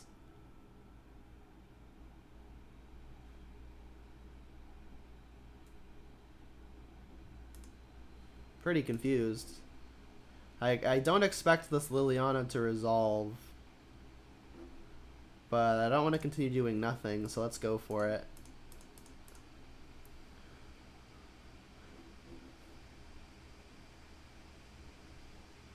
Could this be the Electro Dominance deck? Nick says drink some water. I actually gotta go get some. So maybe after I pass. This resolved? I am confused.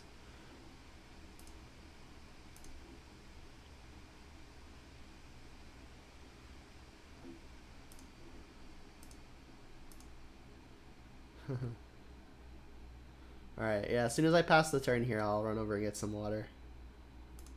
Really don't know what could be happening here, though.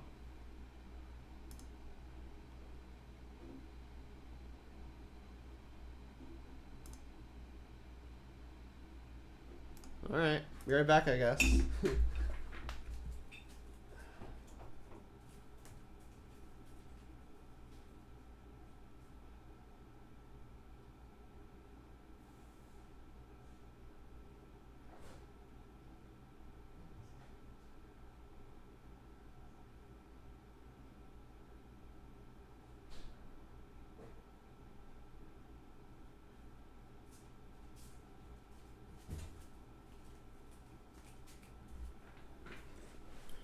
Another Snapcaster deck.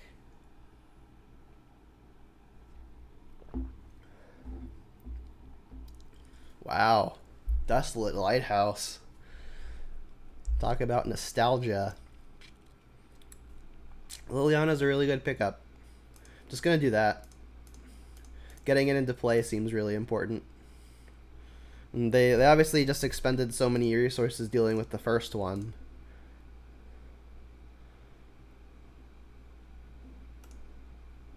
Besides, like, Bloodbraid is one of the better things to cast into open mana. I'm not going to Pyromancer to scrub my other stuff, and I'm not going to use the whole turn just pushing. So Liliana seems like the logical choice.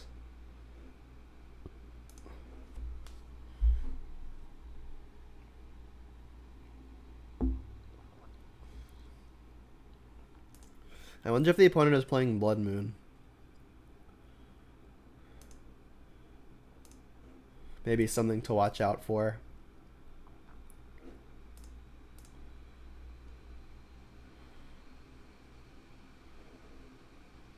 Opponent could be playing Thing in the Ice, in which case Fatal Push would be something good to have. Honestly, I don't expect to be playing the Seasoned Pyromancer anytime soon, so let me just discard it. So I'm definitely casting like everything before it.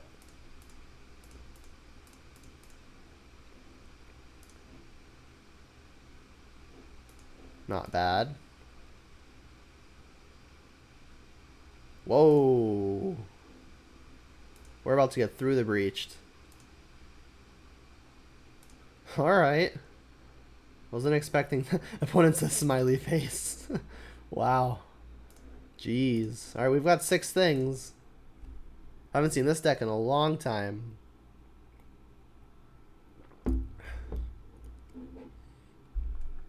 I wish I'd gotten a Thoughtseize, I guess.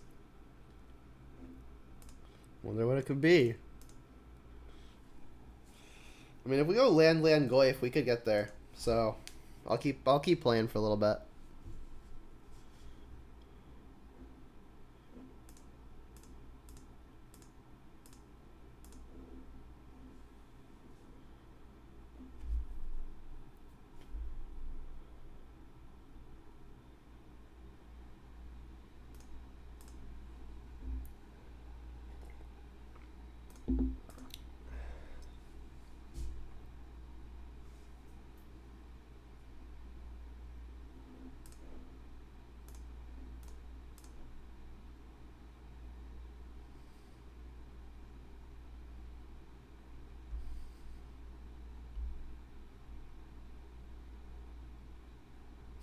This deck used to be not. It used to be very serious.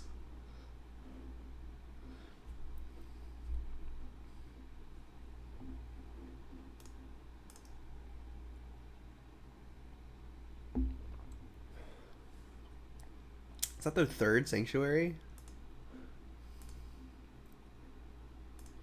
I feel like I saw a third one.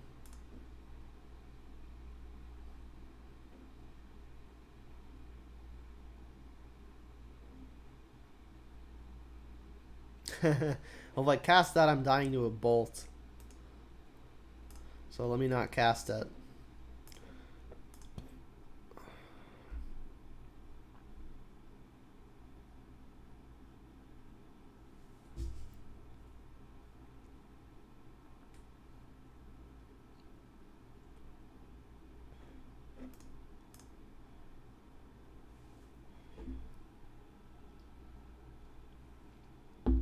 Top, bottom. Do it again. Okay, you got me.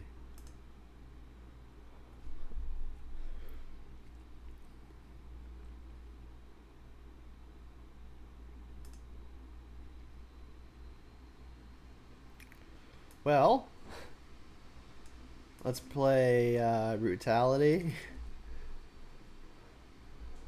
It's about the only thing that I'm convinced I want. Like, I could Spellbomb to maybe snipe the Emrakul, but that seems really, really cute.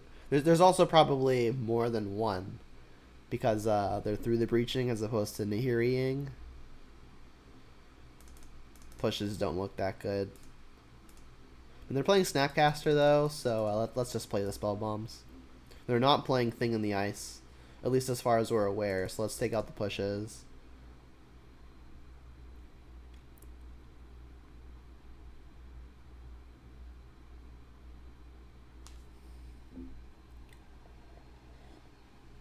Do we need red and 6? It's pretty good at killing Snapcaster. That's about it, though. I could definitely see cutting 1. Taking out all my spot removal makes me weaker to Snapcaster, but Snapcaster gets outsized by literally everything. Yeah, we'll cut 1. Like, Dreadbore might be important for, like, a Jace the Mind Sculptor or something. Especially because we're not bringing in Lightning Bolt.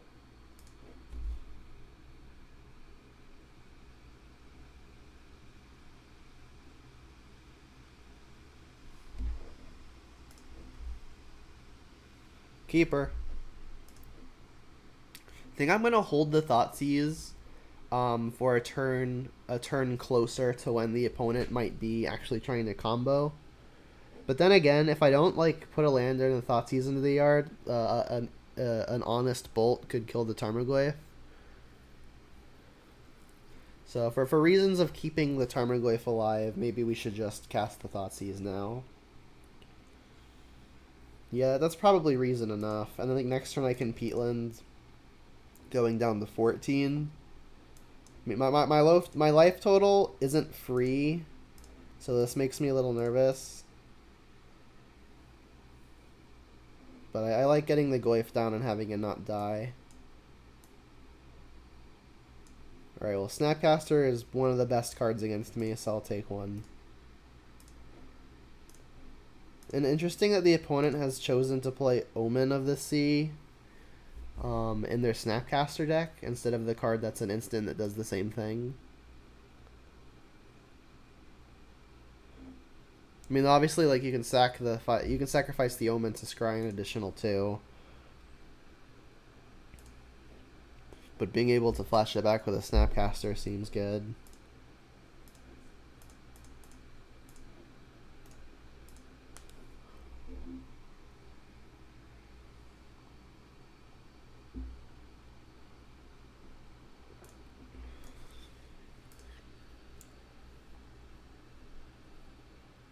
Bob is really good.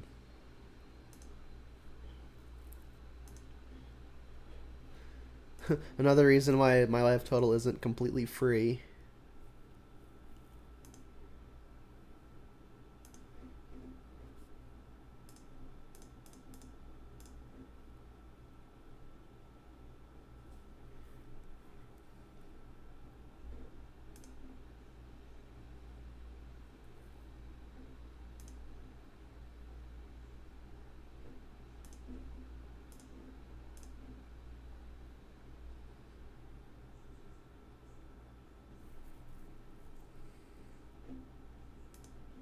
top and bottom with the Omen.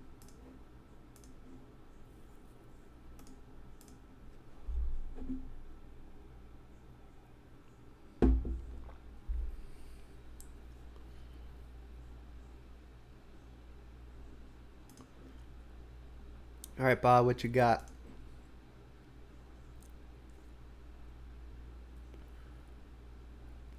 Spellbomb's not bad. The opponent does have a Snapcaster in hand.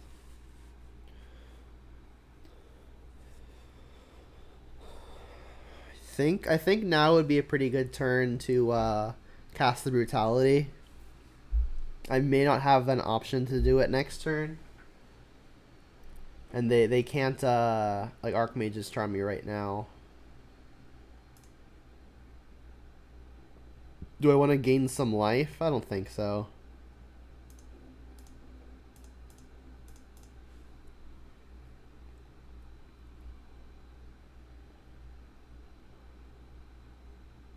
Gust the Goyf. Do I want to draw it next turn? Kind of just want to draw something more high impact. I'll bottom it. I mean, I'm going to probably be fetching anyway. So maybe it doesn't matter as much. Alright, I don't want to just die to combo, so that would be a reason to take the Through the Breach. But Archmage's Charm also going to be pretty annoying. I mean, I don't want to just die though. And then let me get the Spell Bomb down so that way their Snapcaster isn't as good.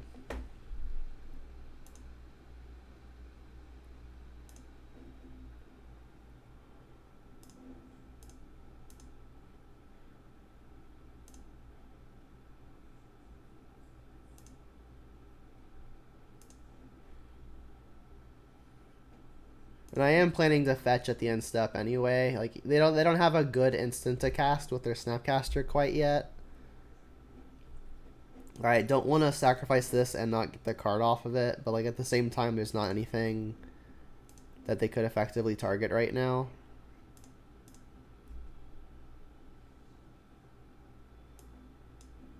I'll get Overgrown Tomb because I really don't want to be tapping this peatland for mana. So I want a source that replaces its colors.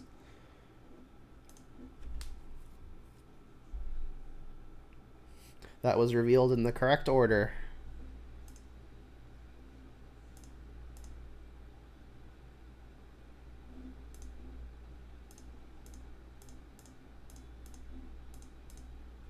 Perfect thing to cast into open mana.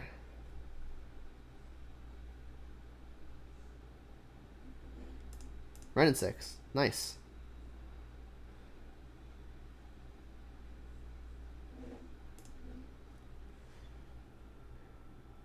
And if I attack both, the opponent is pretty likely to Snapcast or try to block.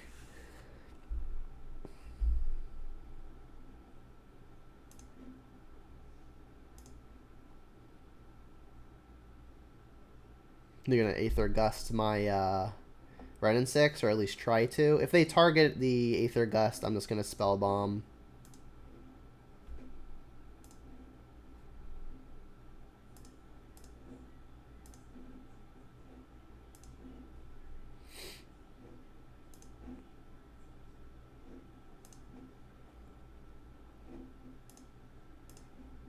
Kill the snap.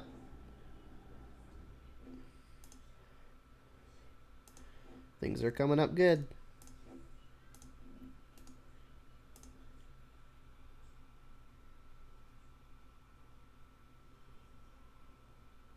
Alright, so as long as the opponent doesn't find combo, I think we're good. There are 2 cards we don't know about. We do just die to the damage from Emrakul, and we're not blocking it, so.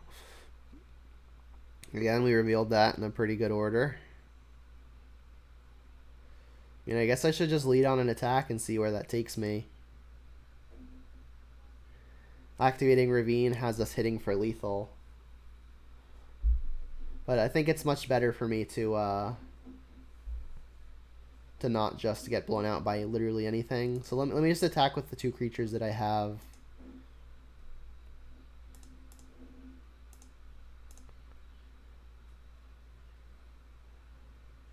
I think more likely than not, the opponent is going to attempt to combo me, which has them tapping their Islet and going down a life, which means I can burn them with the Kolaghan's command. So I don't think I can play this Pyromancer. I guess I should have Inquisition first, because then I would have known if I could have gone for kill. So that maybe I just moved through the motions a little too quickly. Didn't take the extra second.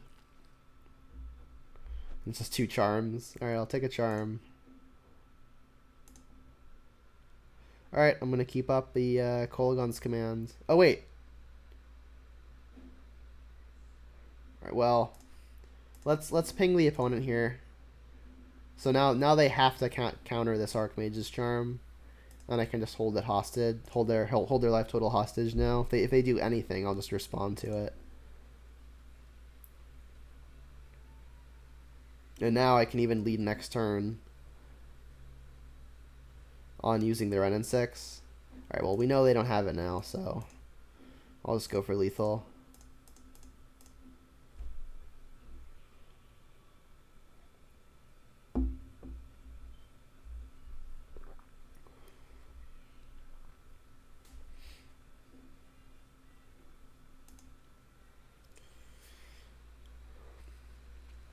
So we still didn't see any blood moons, but they could still be there.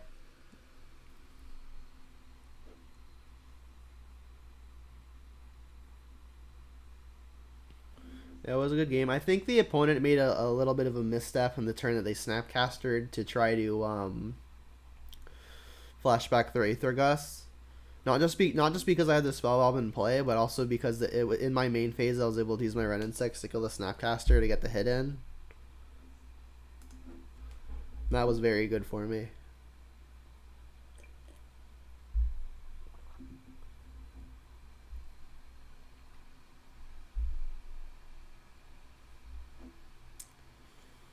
Oof.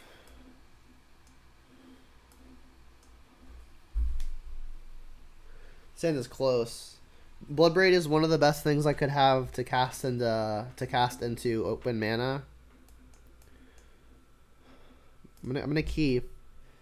Liliana is also very, very strong. If they counter the first one, I'll have the second one. But this hand is not very proactive.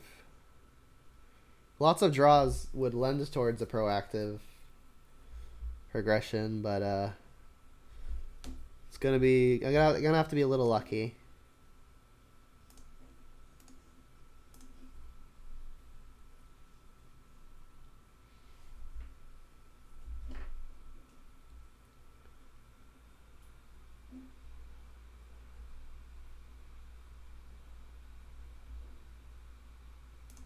Mountain. That's not super common.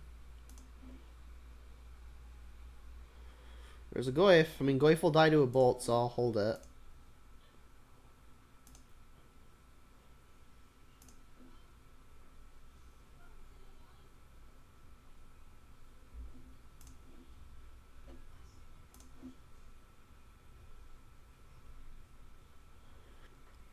I know there's a new hotness is the 2-mana Stifle that like also counters like a historic spell or like a legendary, but I'm not gonna play around it.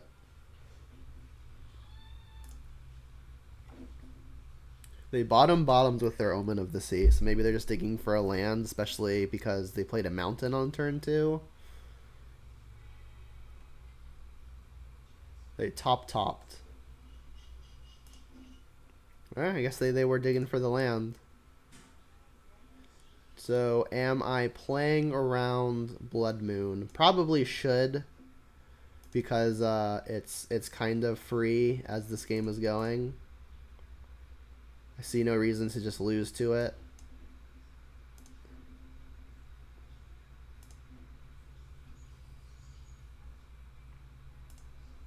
Playing Liliana now is really good. It means I can't necessarily play Bloodbraids next turn.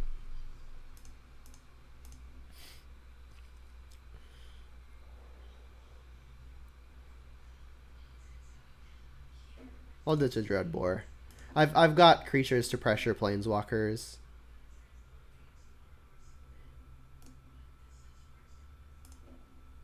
And they discarded Blood Moon. Cool. So like maybe they're gonna like have a fetch land on top. They'd get an island and then Blood Moon me. All right, not even that. Sure. Untapped land would be good. Ooh, with Thoughtseize is really good. So I should plus first so they discard a card without information. I guess like I don't necessarily need redundant Liliana of the Veil, although I may need Lilianas to pressure the last few cards out of my opponent's hand before they can combo. I think I just want to keep the flow of pressure though. Thoughtseize. Like I could wait a turn on this because that would be the pre-combo turn, but I don't want them countering the Thoughtseize. So let me just like make sure this resolves. Remand. I could still just go for Thoughtseize, which would forgo casting the Goyf. I think I will actually just cast the Thoughtseize instead of the Goyf. Goyf is really big though. I mean, they're not comboing me next turn unless they've got a Spirit Guide. Yeah, I really don't want to die to combo, and I want to start tapping out for Blood Braids, which has me wanting to resolve the Thoughtseize. Alright, well, I'll take the thing that would combo me.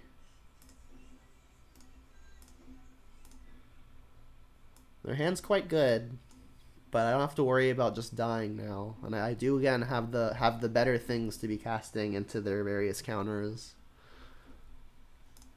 Alright, this is going to be a good game.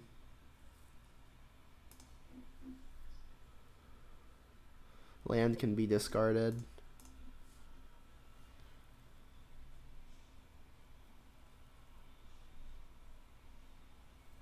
Bot alert. Shoo, shoo.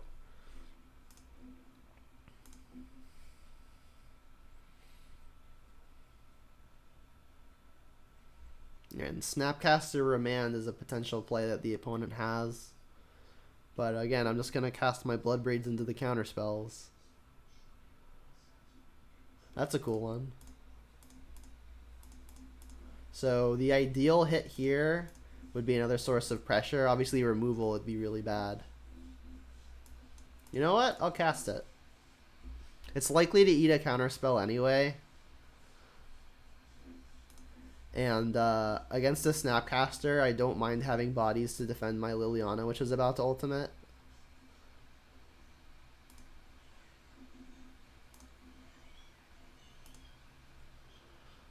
They don't have Mystic Sanctuary turned on yet, which is nice. Now they will, moving forward.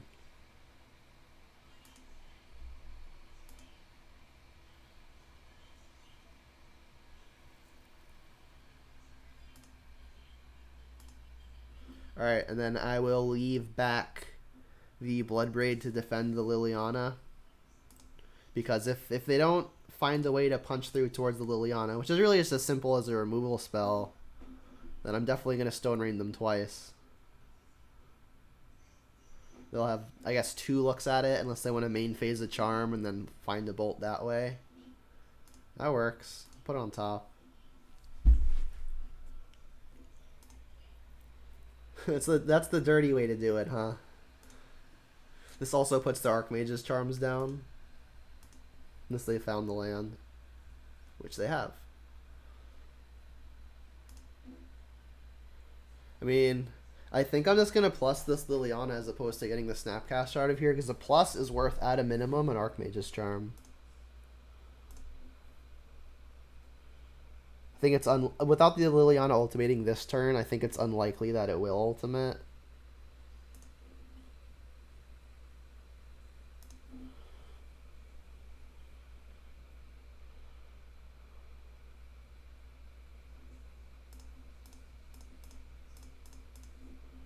So I like just getting the guaranteed value off of the Liliana and discarding a Charm. Let's try this again, shall we? They let it resolve this time.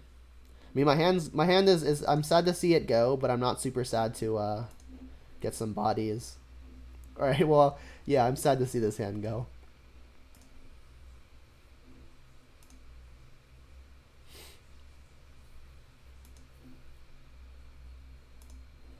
I think what the opponent is planning on doing is casting their Charm and then hoping they spike the combo.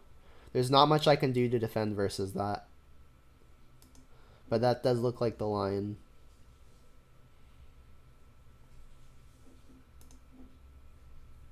At least them scrying 2 means that they can't assemble both cards this turn. They went bottom, bottom.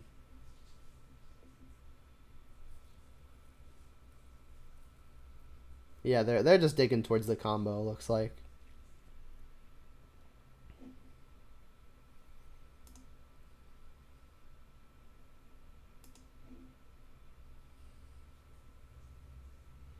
Inquisition's a nice hit. There's a lead on that. Obviously, Thoughtseize would be better because this doesn't hit either combo piece. But if this Inquisition gets to take anything, then the Liliana can get rid of one of the other cards. Did you draw a Sinkhole and you get to kill my Liliana? That'd be brutal. That would have been a reason to Liliana first.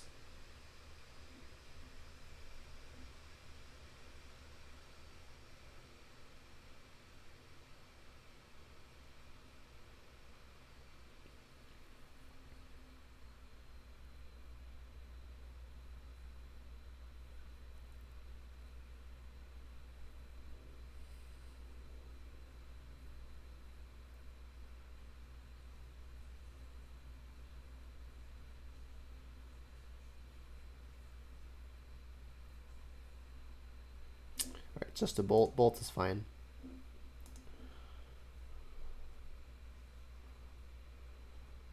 Second bolt is annoying.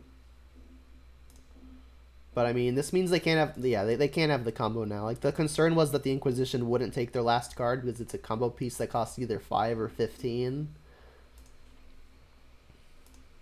But I think we're in the clear now.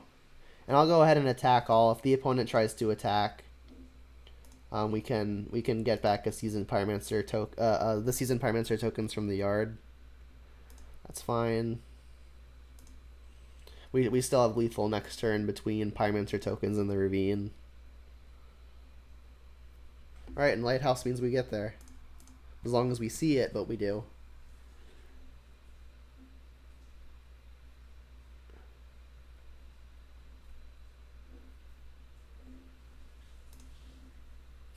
Yeah, well, the game's over, so we win. Woo! Alright, so it looks like we're gonna complete another 4-1.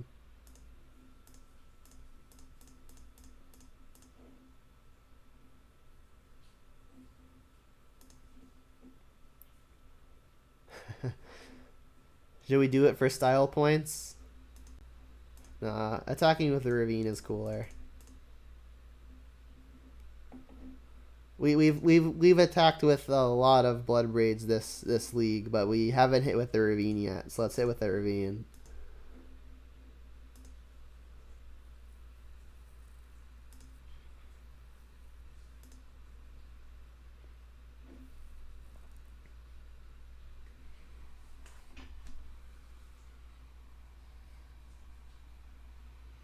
All right.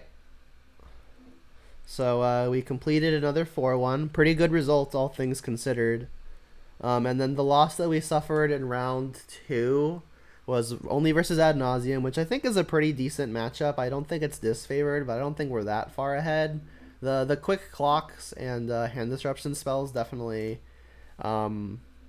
give us a fighting edge.